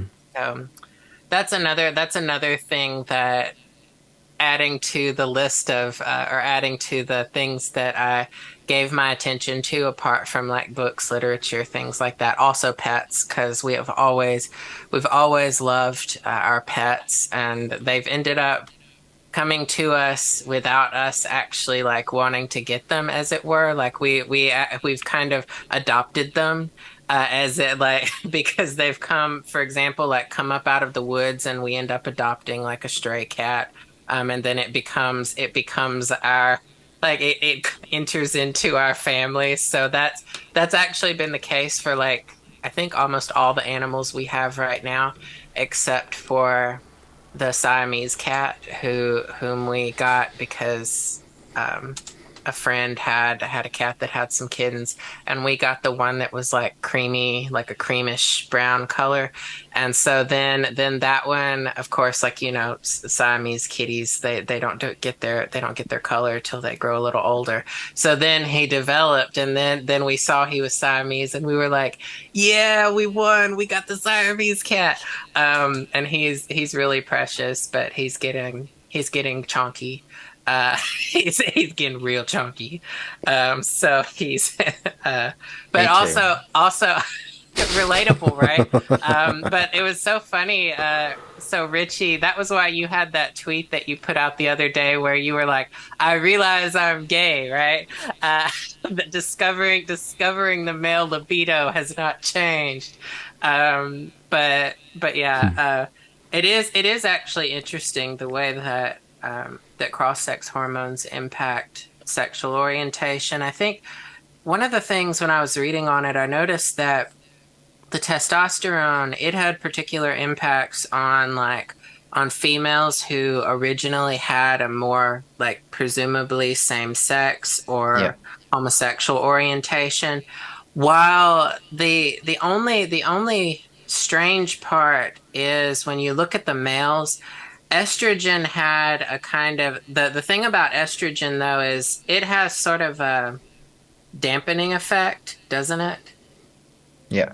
on sexuality? So I'm thinking, and I think it has been shown in those studies. There wasn't as significant of like a sexual orientation shift. Though I mean, you had homosexual So males who you have something very different going on there. So you've got a lot of pressure for trans people to engage with sex mm, with each other. And a lot of them like mm, tend to end up in these polyamorous relationships, so they all always end up dating each other mm. and stuff like that. And it is compounded. But yeah. Hmm. Oh yeah, the T for T. And Transbian. the massive coping. Like I follow on Twitter the Egg IRL Twitter account, and when you see the anime girls with each other, and then you have you have the people commenting being like, I'm a proud transbian, and like it's a guy with another guy, and they're in a T for T relationship, which they argue is superior, and all that, but you know, it It's a gay relationship. right, yeah. Like, I'm just like you are two men in a relationship. So I mean, you're gay, but you're gay in the you're not in the not way you think. lesbians. You like Yeah. you're gay in the you're not lesbians kind of gay. But they're like, yeah, we're both anime girls and we're in a lesbian relationship. And I'm like, no, I mean it's just two dudes playing with each other. But, Just two bros hanging out, just two bros just helping hanging each out. other out. But it's yeah, but it is interesting. That's something that I think is not as discussed is cross-sex hormones and the impact of sexual dysfunction. Apart from the general use of, I mean, so many people take antidepressants and other medications, which Yes, obviously it's all impact right. Yeah. SSRIs, yeah, and that obviously have But those impacts that, they inhibit sexuality, but then they also get you to where you have those horrible shifts in mood where you can be very sexual sometimes and then like not sexual at all most of the time. So that is one of the things that people don't really talk about. And like you said, one thing I wanted to mention too that you talked about on the internet, there was this there's a book that might be of interest. It's by Gary Wilson. It was called Your Brain on Porn, Internet Pornography and the Emerging Science of Addiction. It was published in 2014. And although it discusses mostly the way in which internet pornography functions on a different level than previous print media that we saw in decades past. So he contrasts it to printed magazines, like if men are buying, say, like Hustler, Penthouse, Playboy. One of the points that Wilson makes is because you can open so many windows and have so many different things open at once, and you can cycle between them, you get so much exposure to so many different things at the same time. It is an unprecedented way of human beings as animals associating with something where we are constantly wanting to see more, to be fulfilled. And so of course, like the one of the strongest ways of also like reinforcing behavior and also of internalizing images is that it's becoming linked sexually through masturbation. Which then of course, like it's not so much that it's hardwired per se, but that it does actually impact the way that our brains function, the way that we think. the internet fucks So you up, yeah, bro. right, As I said, right. like, like generally, it's the internet, man. Porn. Mm, There is like a sort of an obsession and an overlatching onto porn theory that I find dominates a lot of it, because a lot of people are mm, like, oh, so you just like to look at porn all the time, and if you weren't mm, looking at porn, you wouldn't have transitioned. And I'm like, hang on, if I didn't have certain vectors in my life and variables, I wouldn't have transitioned. Porn was one of them. But when you think of all the males who use porn, like, mhm, there's a lot of males who use porn, but they don't transition. Why? Hmm. Because mhm, they don't have the other variables. You know what I mean? And mhm. it's like, Yeah. gets drastically overstated. Well, But okay, it so is, yeah, Donovan is absolutely spot on with regards to like do you know when you're talking about like the multi-tab thing and like you're looking at different Hmm. images? I was again thinking of South Park where they lose the internet and they go to this like camp where and Randy breaks Yeah. in and then he's like Oh yeah, and looking at then all the other he's like tabs. It was Randy. ectoplasm. Yeah, Randy has cummed himself into a coma almost, right? Yeah. Like, so. oh, that's where that picture comes from. I've seen the picture. I haven't seen the Oh yeah. context though. Yeah. It's great. It's a great episode. I love it. I really do. Well, the prevalent theory from I guess the gender critical side, such as Genevieve Gluck and Redux, is looking into sissy porn, right? Which would be the autogynephile, or the heterosexual male being obsessed or finding the charge of being feminized erotically, I think capturing, that captivating. exists. But there's that, but that doesn't explain the homosexual to transsexual predilection. No, like you're looking at. I used to get very like confused when people used to talk about like sissy hypno and shit like that, and I'm like, what the fuck is this? And when I was trans and I was hearing this, I was like, well, that's not true at all. That's not my experience. That's not most people's experience. That is a fever dream. But what I realized was that wasn't my experience. That wasn't the sort of the experience from the people I was relating to, which were a lot of other homosexual transsexuals, right? Mhm. That because we didn't, that's not the vectors in which we came in at. So why would I know all about that? And then when I started talking to people who actually went through it, I was like, oh, this is a straight thing.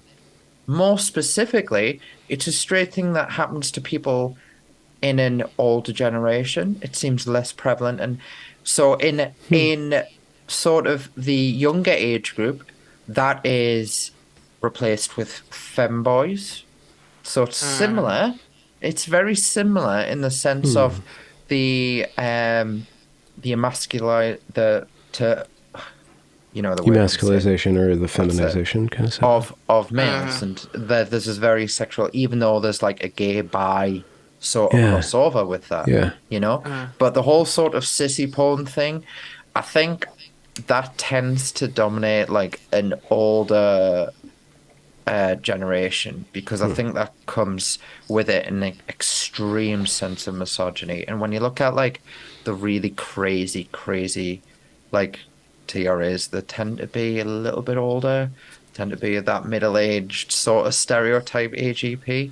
And when you think of why, and you think of the misogyny that they've had to face and the homophobia they've had to face was probably more intensive than me or Donovan because we grew up in an age of much more information, was exposed to a lot more different things, whereas the older generations of transitioners have got a very stereotypical and sometimes cringy view on transition, on what a woman is, like nails and hair and all that shit.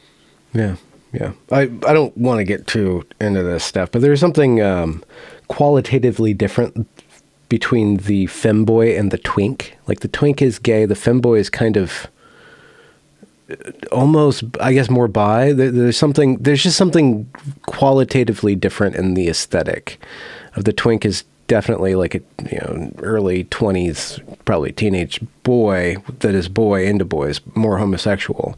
And then the femboy has this kind of borderline playing with the erotic charge of merging the masculine, the feminine, and the androgynous and the young. Kind of erotic charge of that. There's just something different between those two kind of categories of pornography or sexuality, male sexuality. Also on pornography, I wanted to add as well that in the case of Genevieve Gluck, she does not necessarily believe that like obviously sissy porn and say like pornography is the only thing that factors into men declaring themselves women. Just to toss a disclaimer. That's fair.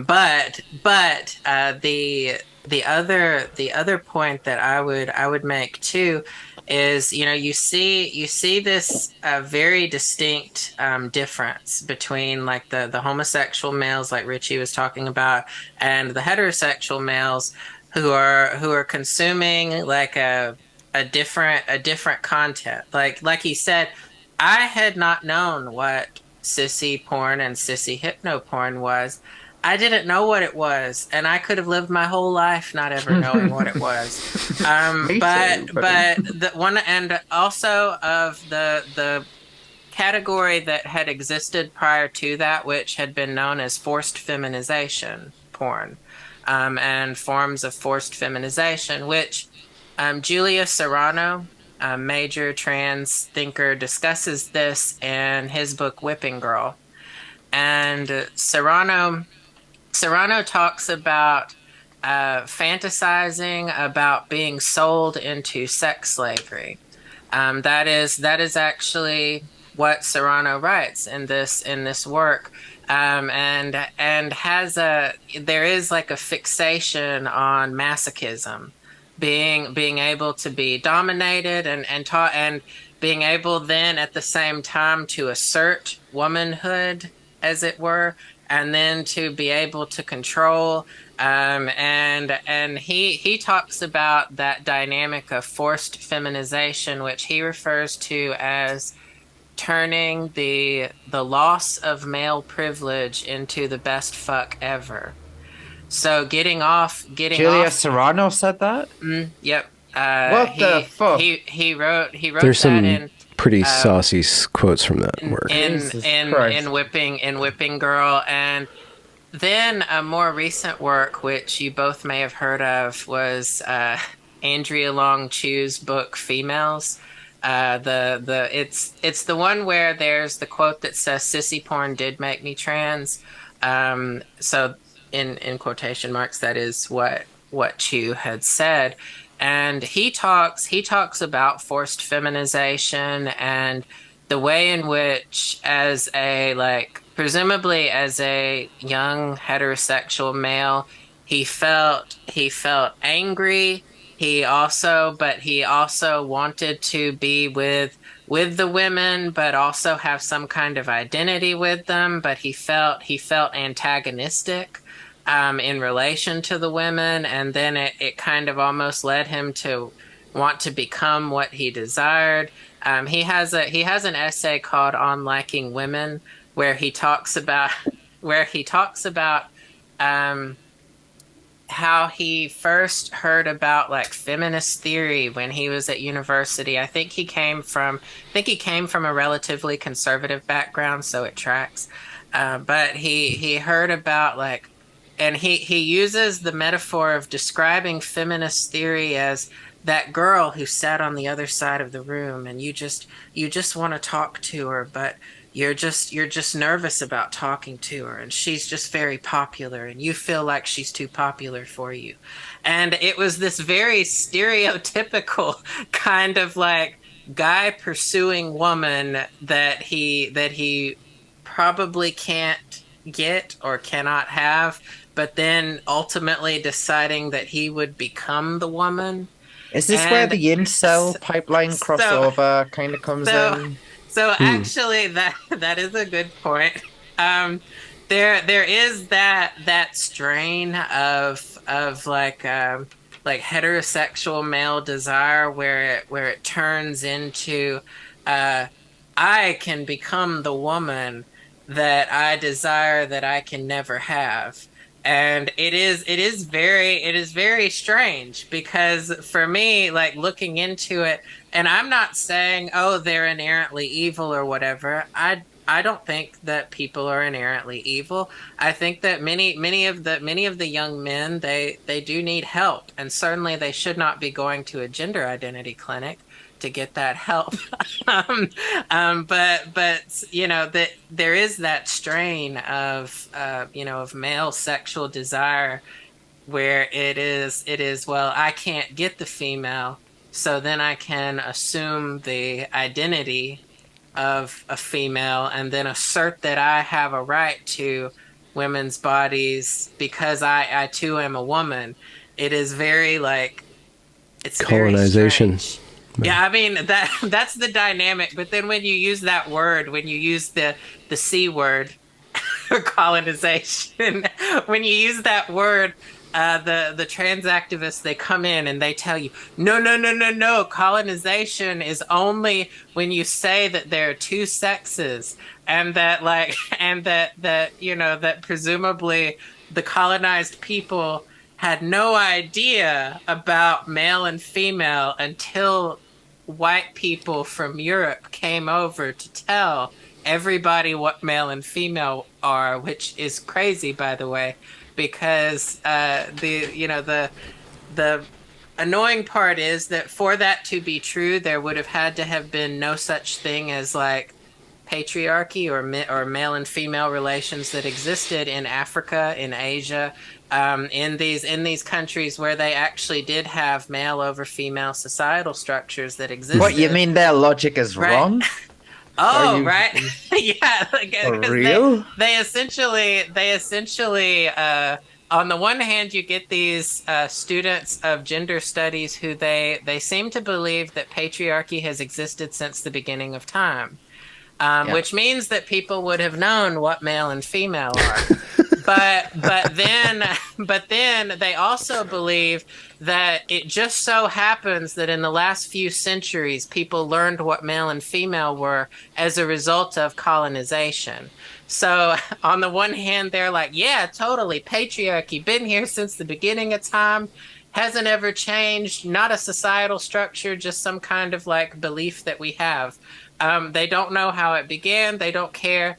They just say it's been this way, and they don't really look into it very much. But then their other narrative is, oh, well, actually, male and female haven't actually existed in any of these other societies for thousands and thousands of years. They haven't existed, and we haven't really known what it is. But it just so happens that in the past few centuries, white people discovered the difference between man and woman, and they've taught it to all of these or invented people, it, right? Or they suddenly invented it, right? My favorite thing is that they invented it by writing it down. Like that if you write it down in the there's book, also a argument that homosexuality was invented as well, that is floated by the same people in the same publications. People make that claim that, well, so they put a name on it in the 19th century, which means that it was invented then, which in the technical sense, if you put a term to it and you've named something, you can claim that is inventing, but technically when we think about it in the, well, it actually existed before it had a name to it kind of thing, it's like if you say, okay, so the Pacific Ocean didn't exist until somebody put a name to the Pacific Ocean, right? So naming it didn't actually call it into existence. And that is kind of the problem with people who are like, oh, well, but it didn't have a name on it, so it didn't exist yet.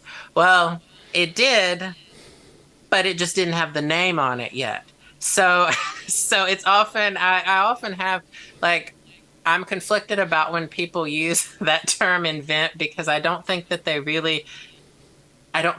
really a good use of it, because it's more like named it. You should say, well, it wasn't named. Well, the extension of that thought is that the Western colonial mindset names homosexuality in order to put it beneath or enact some sort of dominance. Right. This is the aberrant. Heterosexuality is the norm. This is the aberrant. Or with regard to, let's just say, I'm just going to go out on a limb here, naming the Pacific Ocean allowed the Westerners to then conquer and colonize the Pacific Ocean. It was the discourse. The discourse isn't inventing what is there, but it is allowing the power structure to exert itself. And then in the power structure, it is necessarily, in a way of speaking, invented in order to be extracted of the resources. So I can kind of see that postmodern, post-structuralist critique, but it's all a piece, it's all a part of just upsetting norms. It's all a part of the postmodern critical theory project of the new frontier and instigating more freedom and more liberty for any given normative structure that's necessarily oppressive. abusive because it's controlling, and all power has to do with exploitation. There's no such thing as a power structure that's actually based on love and cultivation. Anywhere, even the family. The family needs to be broken apart because that is not a power structure of love. It's a power structure of domination and exploitation. And therefore, we need the state to come in and control the family because that's not at all an exertion of power. Or liberating the children into the arms of the state is a different thing. So, I'd say somebody has been reading his Foucault, right? Just kidding. No, but really, that argument is something that you see among say like the defenders of surrogacy. One of the books. Just a side note, is called "Full Surrogacy Now: Feminism Against the Family," and essentially her name is Sophie Lewis. She neglects that surrogacy does actually dehumanize the women who are in the arrangements. Like these are largely economically exploited women. yeah. But she's like, well, actually it's about establishing this really great open community that's transactional, and everyone just has a great time, and there's just all these people associating with each other. And so somehow like the family. And the thing is that the family itself, it doesn't have to follow the paradigm of, say, like the nuclear family in like the traditional sense, but you still need to keep a family and some kind of community, and it shouldn't be transactional. It also shouldn't be regulated by the state, which is what a lot of these weird people who are on the left believe, is regulated by the state. And I'm like, no, don't do that. It's not good. But and it's oddly, probably the people who are advocating for it are probably anti-capitalist too, but surrogacy is a thoroughly capitalist project. So Sophie Lewis identifies as like, I think, socialist or Marxist or something, but then is like, wow, look at this industry. Like, and I'm like, no, it's bad. Don't go to that industry. But one thing I did want to ask, I wanted to ask something of Ritchie. And I wanted to mention this quote because it was something that I was thinking about while we were talking on our experiences of kind of, looking toward transition, the idea of being a woman in a relationship with a man, that being something that is and can be desirable for a lot of young gay men. And there was a quote from Juno Dawson, who had described being a gay man as a personal misdiagnosis. And Dawson, who is a trans activist and author, had said, I think there are a lot of gay men out there who are gay men as a consolation prize because they couldn't be women. And often when I talk about the homophobia within the kind of dominant strains of trans activism, homophobia has been, or really just to outright say it, homophobia has been denied as a factor that influences, in particularly lesbian and gay youth, toward transition. The first part of my question is, why do you think that is? Why do you think homophobia has been so denied? And how do you think this contributes to the fear of others speaking out about it with regard to like the connection between gay rights and trans rights? I think homophobia has been denied because if it was to be acknowledged, it would bring the transition into disrepute straight away, wouldn't it? We're like, so you're a gay guy, or you transitioned for the right reasons. It's critical to them to take that out. It gets replaced with internalized transphobia, which is exactly the same as internalized homophobia with some tweaks. It's like, the concept of a trans person and all this sort of thing, and hating yourself for that concept. But they've just co-opted internalized homophobia. But if they had that mechanism there, you would not have the volume of trans people that you do now because a great vast number of them, I don't know if it's the majority or not, but a lot of them do have that same pipeline of homophobia. It plays a huge part in them. Um, so yeah, I would say it's fairly critical. Sorry, what was the second part of that? So the second part was, how do you think this framing scares people away from criticizing transition because of that connection between gay rights and trans rights? Well, it's the concept of transphobia, or which is basically Mm, modern day wrong speak, right? mhm, So you don't want to be accused of that. You don't want to lose your reputation. You don't want to be labeled as an outsider, and you don't want to be a bigot, and you don't want to be all these horrible things that they paint you as. So for somebody looking outside, why would you? You know, you've got zero, like, you've got everything to lose by doing that. Like, journalists should, for certain, but most mhm, people, if they've got no personal investment, why would they take the risk? It's just mhm. the backlash has been too severe for so long. But I personally feel this year has changed everything. Don't know why. I think a big part of it is lockdown. I really do think coming out of lockdown has changed people's tolerance levels completely. For Not authoritarianism. for you will listen to that was kind of laugh. An unexpected one. Didn't expect that to come from you. But there's sorry, I've just totally lost my train of No, thought there. I'm looking forward to the not to distract you, but when the dam finally breaks and the sheer number of detransitioners is undeniable, completely undeniable, which is going to happen, and the people who were pushing all of this whole time are going to write the exact same essay that came out earlier this week. We should just declare amnesty for the trans wave. We're just going to have amnesty. We were all in the dark. We didn't really know what was going on. You know, we need to forgive and forget and go forward. They're going to completely play the same card that the authoritarians that have, we won't get into that, but the We're not gonna negative let them. effects. We're Yeah. not gonna let them. Sweep, It's sweep, not gonna sweep, happen. Yeah. sweep, sweep. Though, Sweep, sweep, sweep, sweep. one thing that I think is fascinating, and if you have read the literature around the lobotomy, which I recommend, there's a few different um, there's a few different works. I'll try to think of some titles in a moment, but the one of the things that you see in the case narratives, or rather really like almost studies really, is you see how people had at one time, and there were some articles that were published, but I can't remember the names exactly. One talked about the popular reporting around the lobotomy.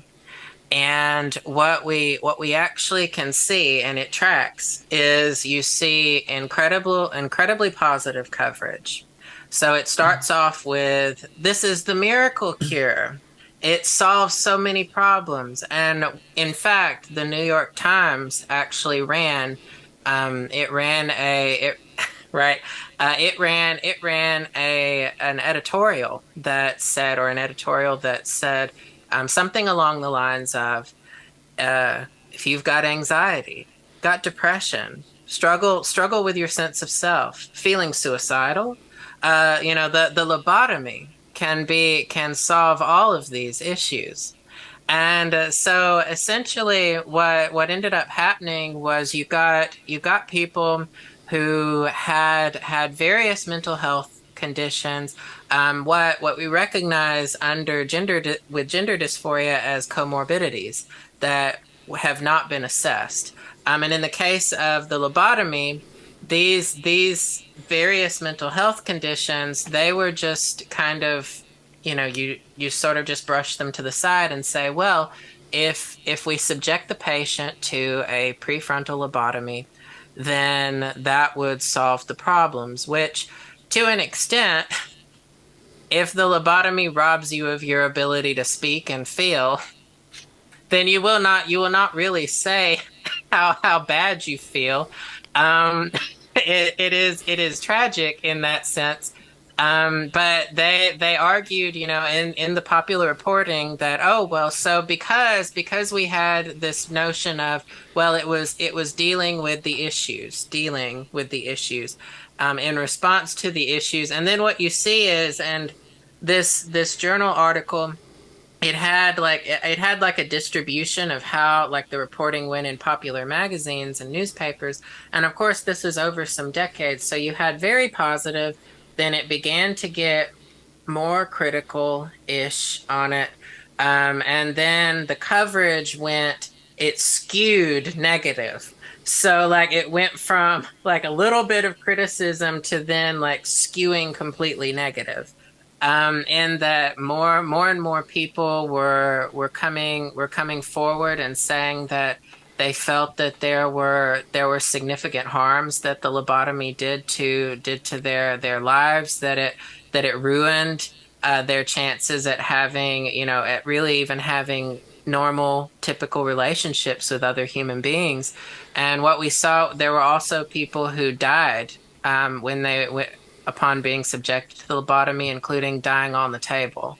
So these fatalities, and the fact that there were people who claimed that they had experienced a kind of medical violence, actually was, this was instrumental in leading the way toward what now has become an extremely marginal practice. We do not really hear of the lobotomy anymore, although it was very common. I mean, it was pretty common in decades ago. We do not hear of it anymore. I mean, they kind of tweaked it a bit and engaged in what was called psychosurgery, which is still performed to an extent, but it's not what it was. So it is not the popular surgical intervention that it at once was. And not coincidentally, we do not see the New York Times running editorials talking about how great the lobotomy is as in response to mental health care. Are there So any retractions? So far as you know, the New so York Times do so a retraction? one of the and that is a good point. There were not, to my knowledge, any kinds of essays like we saw with the Atlantic. Like there was not an essay that said, "Listen, guys, we know we did a lot of lobotomies, but we want you all, we were selling lobotomies from the editorial page, but we just want you to know that if people were harmed, it's not our fault." There wasn't really that kind of thing that went on, but it seems like the doctors, and this was, of course, because this was before social media, this was before the internet, the doctors, for them, it was easier to flee into obscurity. So many of the doctors, they basically, when everything came under question, like almost like they disappeared. In some of the narratives I've read, and there's one that you both might be interested in. It's actually titled, "My Lobotomy." It's a memoir. I just did think of what it was because I was trying to remember. So it was by Howard Dooley, and or Dully.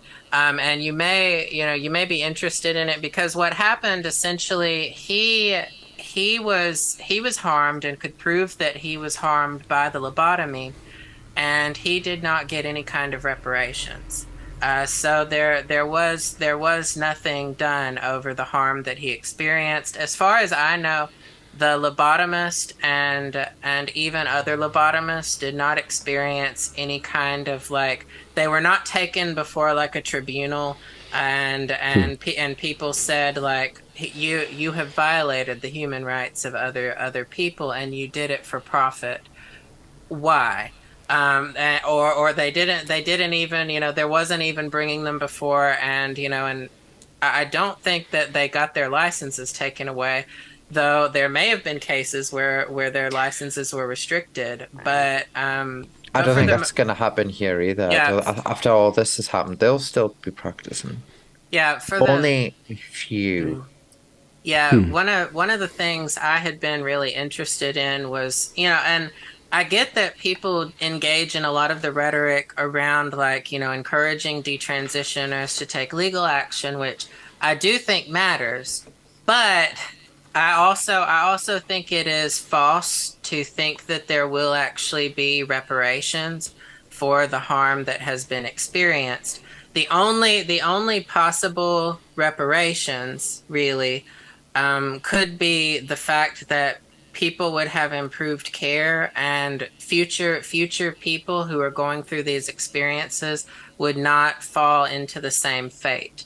That vision seems to be more realistic than trying to think, okay, well, there's actually going to be extensive reparations. When you look up lobotomy and reparations, by the way, that is something that I had been interested in, and I could not find a case of a patient or a I think victim who had actually received it. you have to also factor in the legal culture in the US, specifically in the 40s and 50s, which is where the the majority of lobotomies took place, right?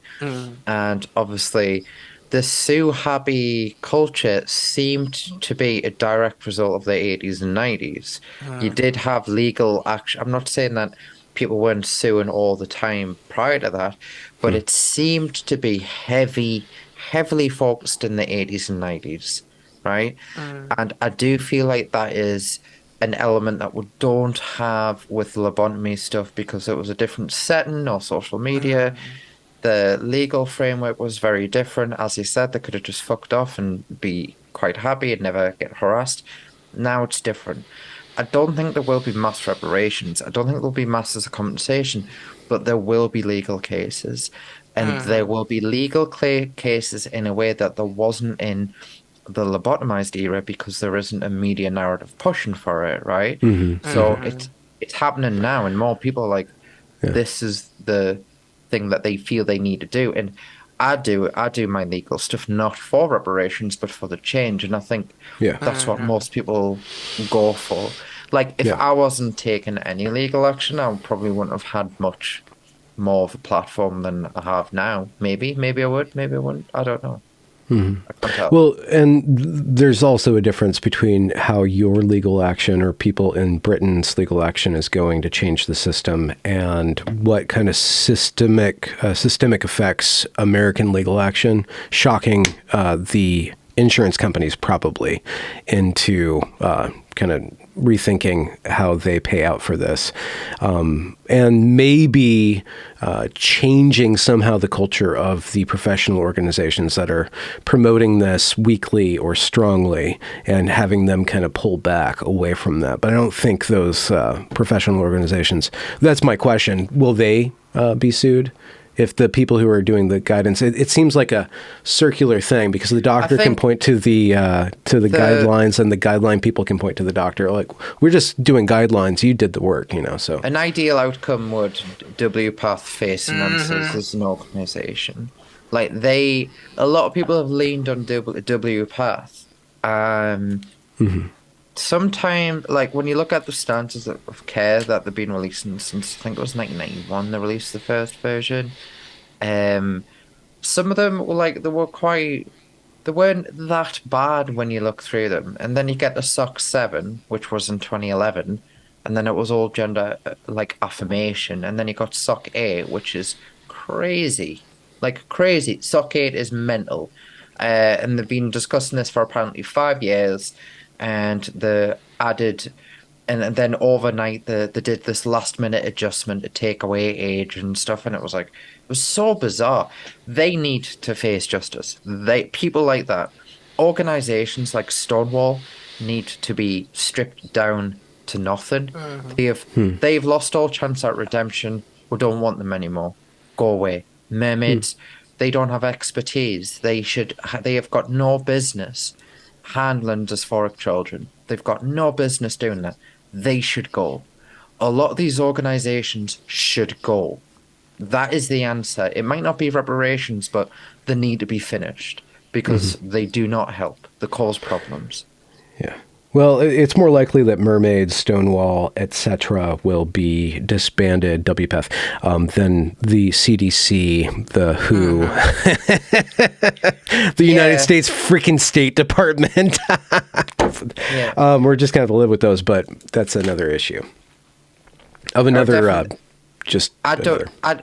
I don't think the magnitude. World Health Organization has got a lot of issues anyway with other recent events, shall we say. But I don't think it's realistic to aim for something like that. I think you have to be realistic and look at the things that will make the most change.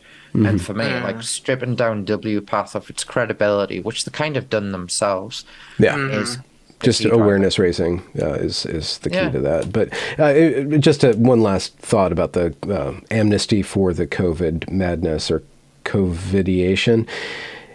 People, it's been trending for a couple days now, Nuremberg 2, because one of the statutes in the Nuremberg Code was not to experiment on people against their will medically.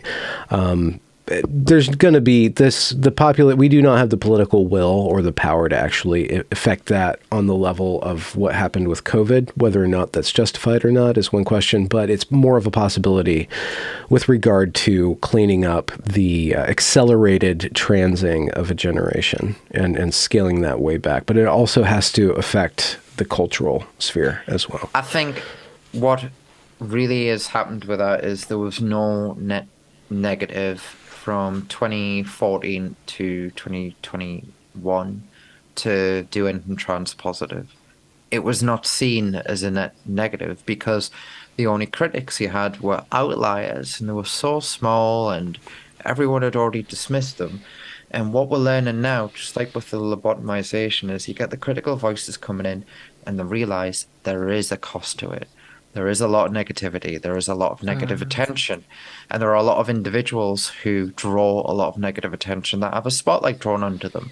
Like certain trustees of mermaids, certain big name trans streamers who have got a questionable past themselves, you know? And Mm-hmm. it's like these people need attention drawn to them so they can stop. That's the whole point. They just need to stop, and then we'll be happy, you know?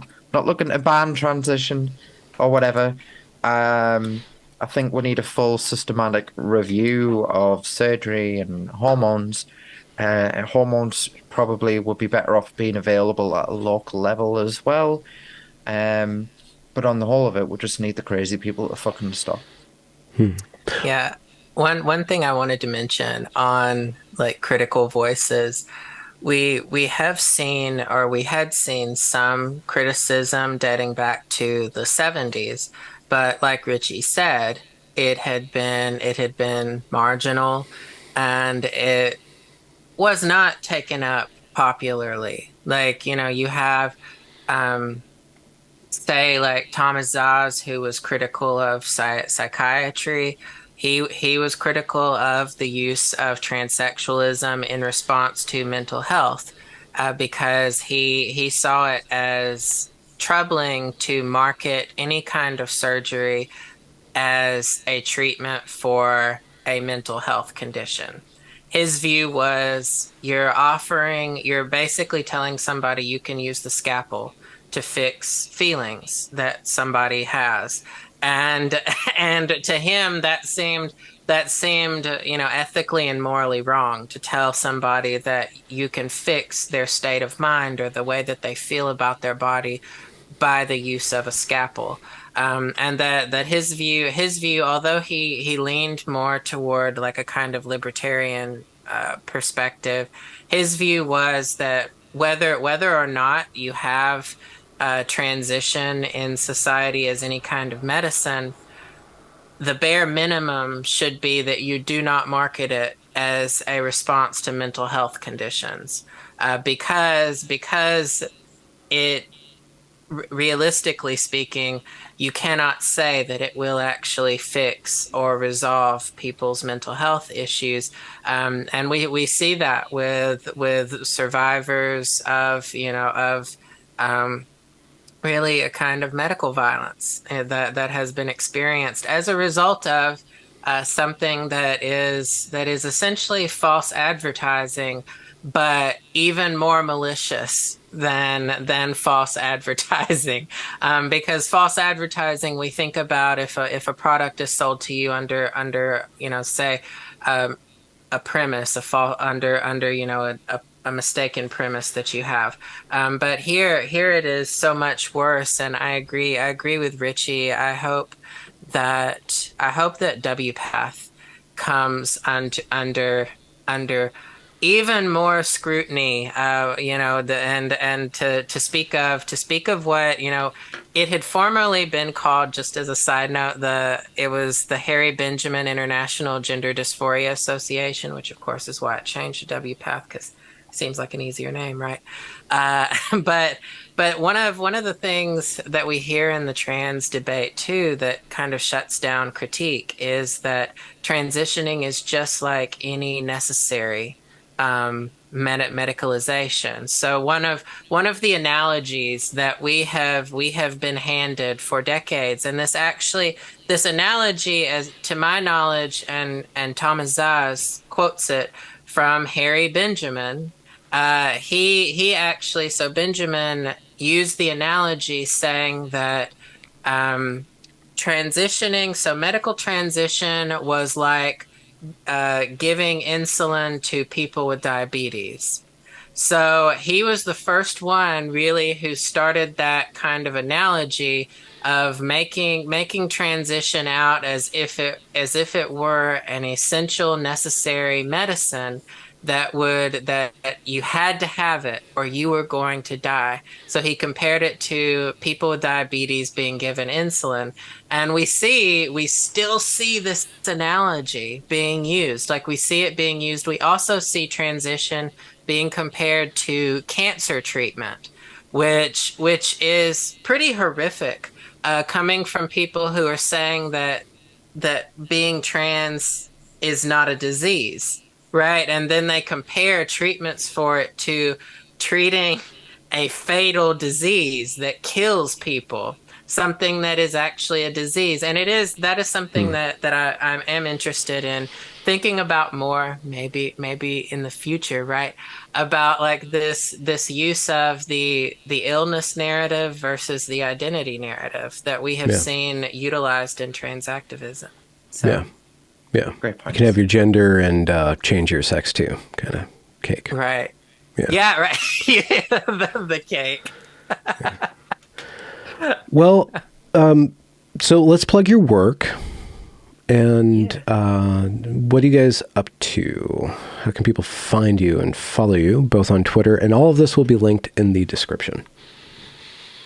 I'm on Shitter. You can contact me at Tulip R with 2 L's. That's pretty much my plug. I'm pretty much all over the internet at this point. So you're writing a Substack, though, you said. Yeah, I've got my Substack. It's linked on my Twitter. I occasionally shitpost. It's great. You'll have a wonderful time. All free and open, like as everything should be. Yeah, there you go. That's me. So for me, I too am on the old shitter. It's at Donovan Cleckley, so it's just my name. Been writing under my name, like for all that's worth. And so I have all of my things linked on my Twitter. I write a bit for Substack, though it's for publication, The Distance. So it's pretty cool. So doing some pieces for that. I write for Women Are Human, so occasionally do some reporting there, usually reviews. And so yeah, I also you can go to donovancleckley.com. I have a website. I don't even have a website. I have one, but it's not run by me. It's run by my hater. I need to update it though. So, it's got some older writings on it, but I need to do like I'm updating my office right now and trying to move my books around, but not very successful though. Baby steps. So that's how. Yeah, and you can find me on Twitter. I'm there. I hanging out, trying not to go crazy, I guess, right? Well, thanks both of you for joining me. This is this is unique conversation. So it's Yeah. been mixed up. Thank Been you. lovely. Thank you, Benjamin. Thank you for recommending it and like getting it in my mind. And then, I was like, we need to do this. The other day, I was like, let's do it. So yeah. So thank you. And thank you to Ritchie too. No, thanks for coming, Donovan. You're It's really been wonderful. great. It's been great hearing from you. It really has. Oh, but thank you, Richie. I love your writings. I really Bless you. like it on the old Twitter. Uh, and Shitter. side note, shitter, right? And side note, when you talked about pre-transition being kind of chonky, I saw that pre-transition pic of you, and I was like, you were so cute. You were such a cutie. You were so cute. You can't. Yeah, that never went away. You Pause, so word. cute. I was I like, Richie's know. so cute. Where's that gonna go? Like, But bless you. yeah. Thank you. That's it. But yeah. All right. That's it.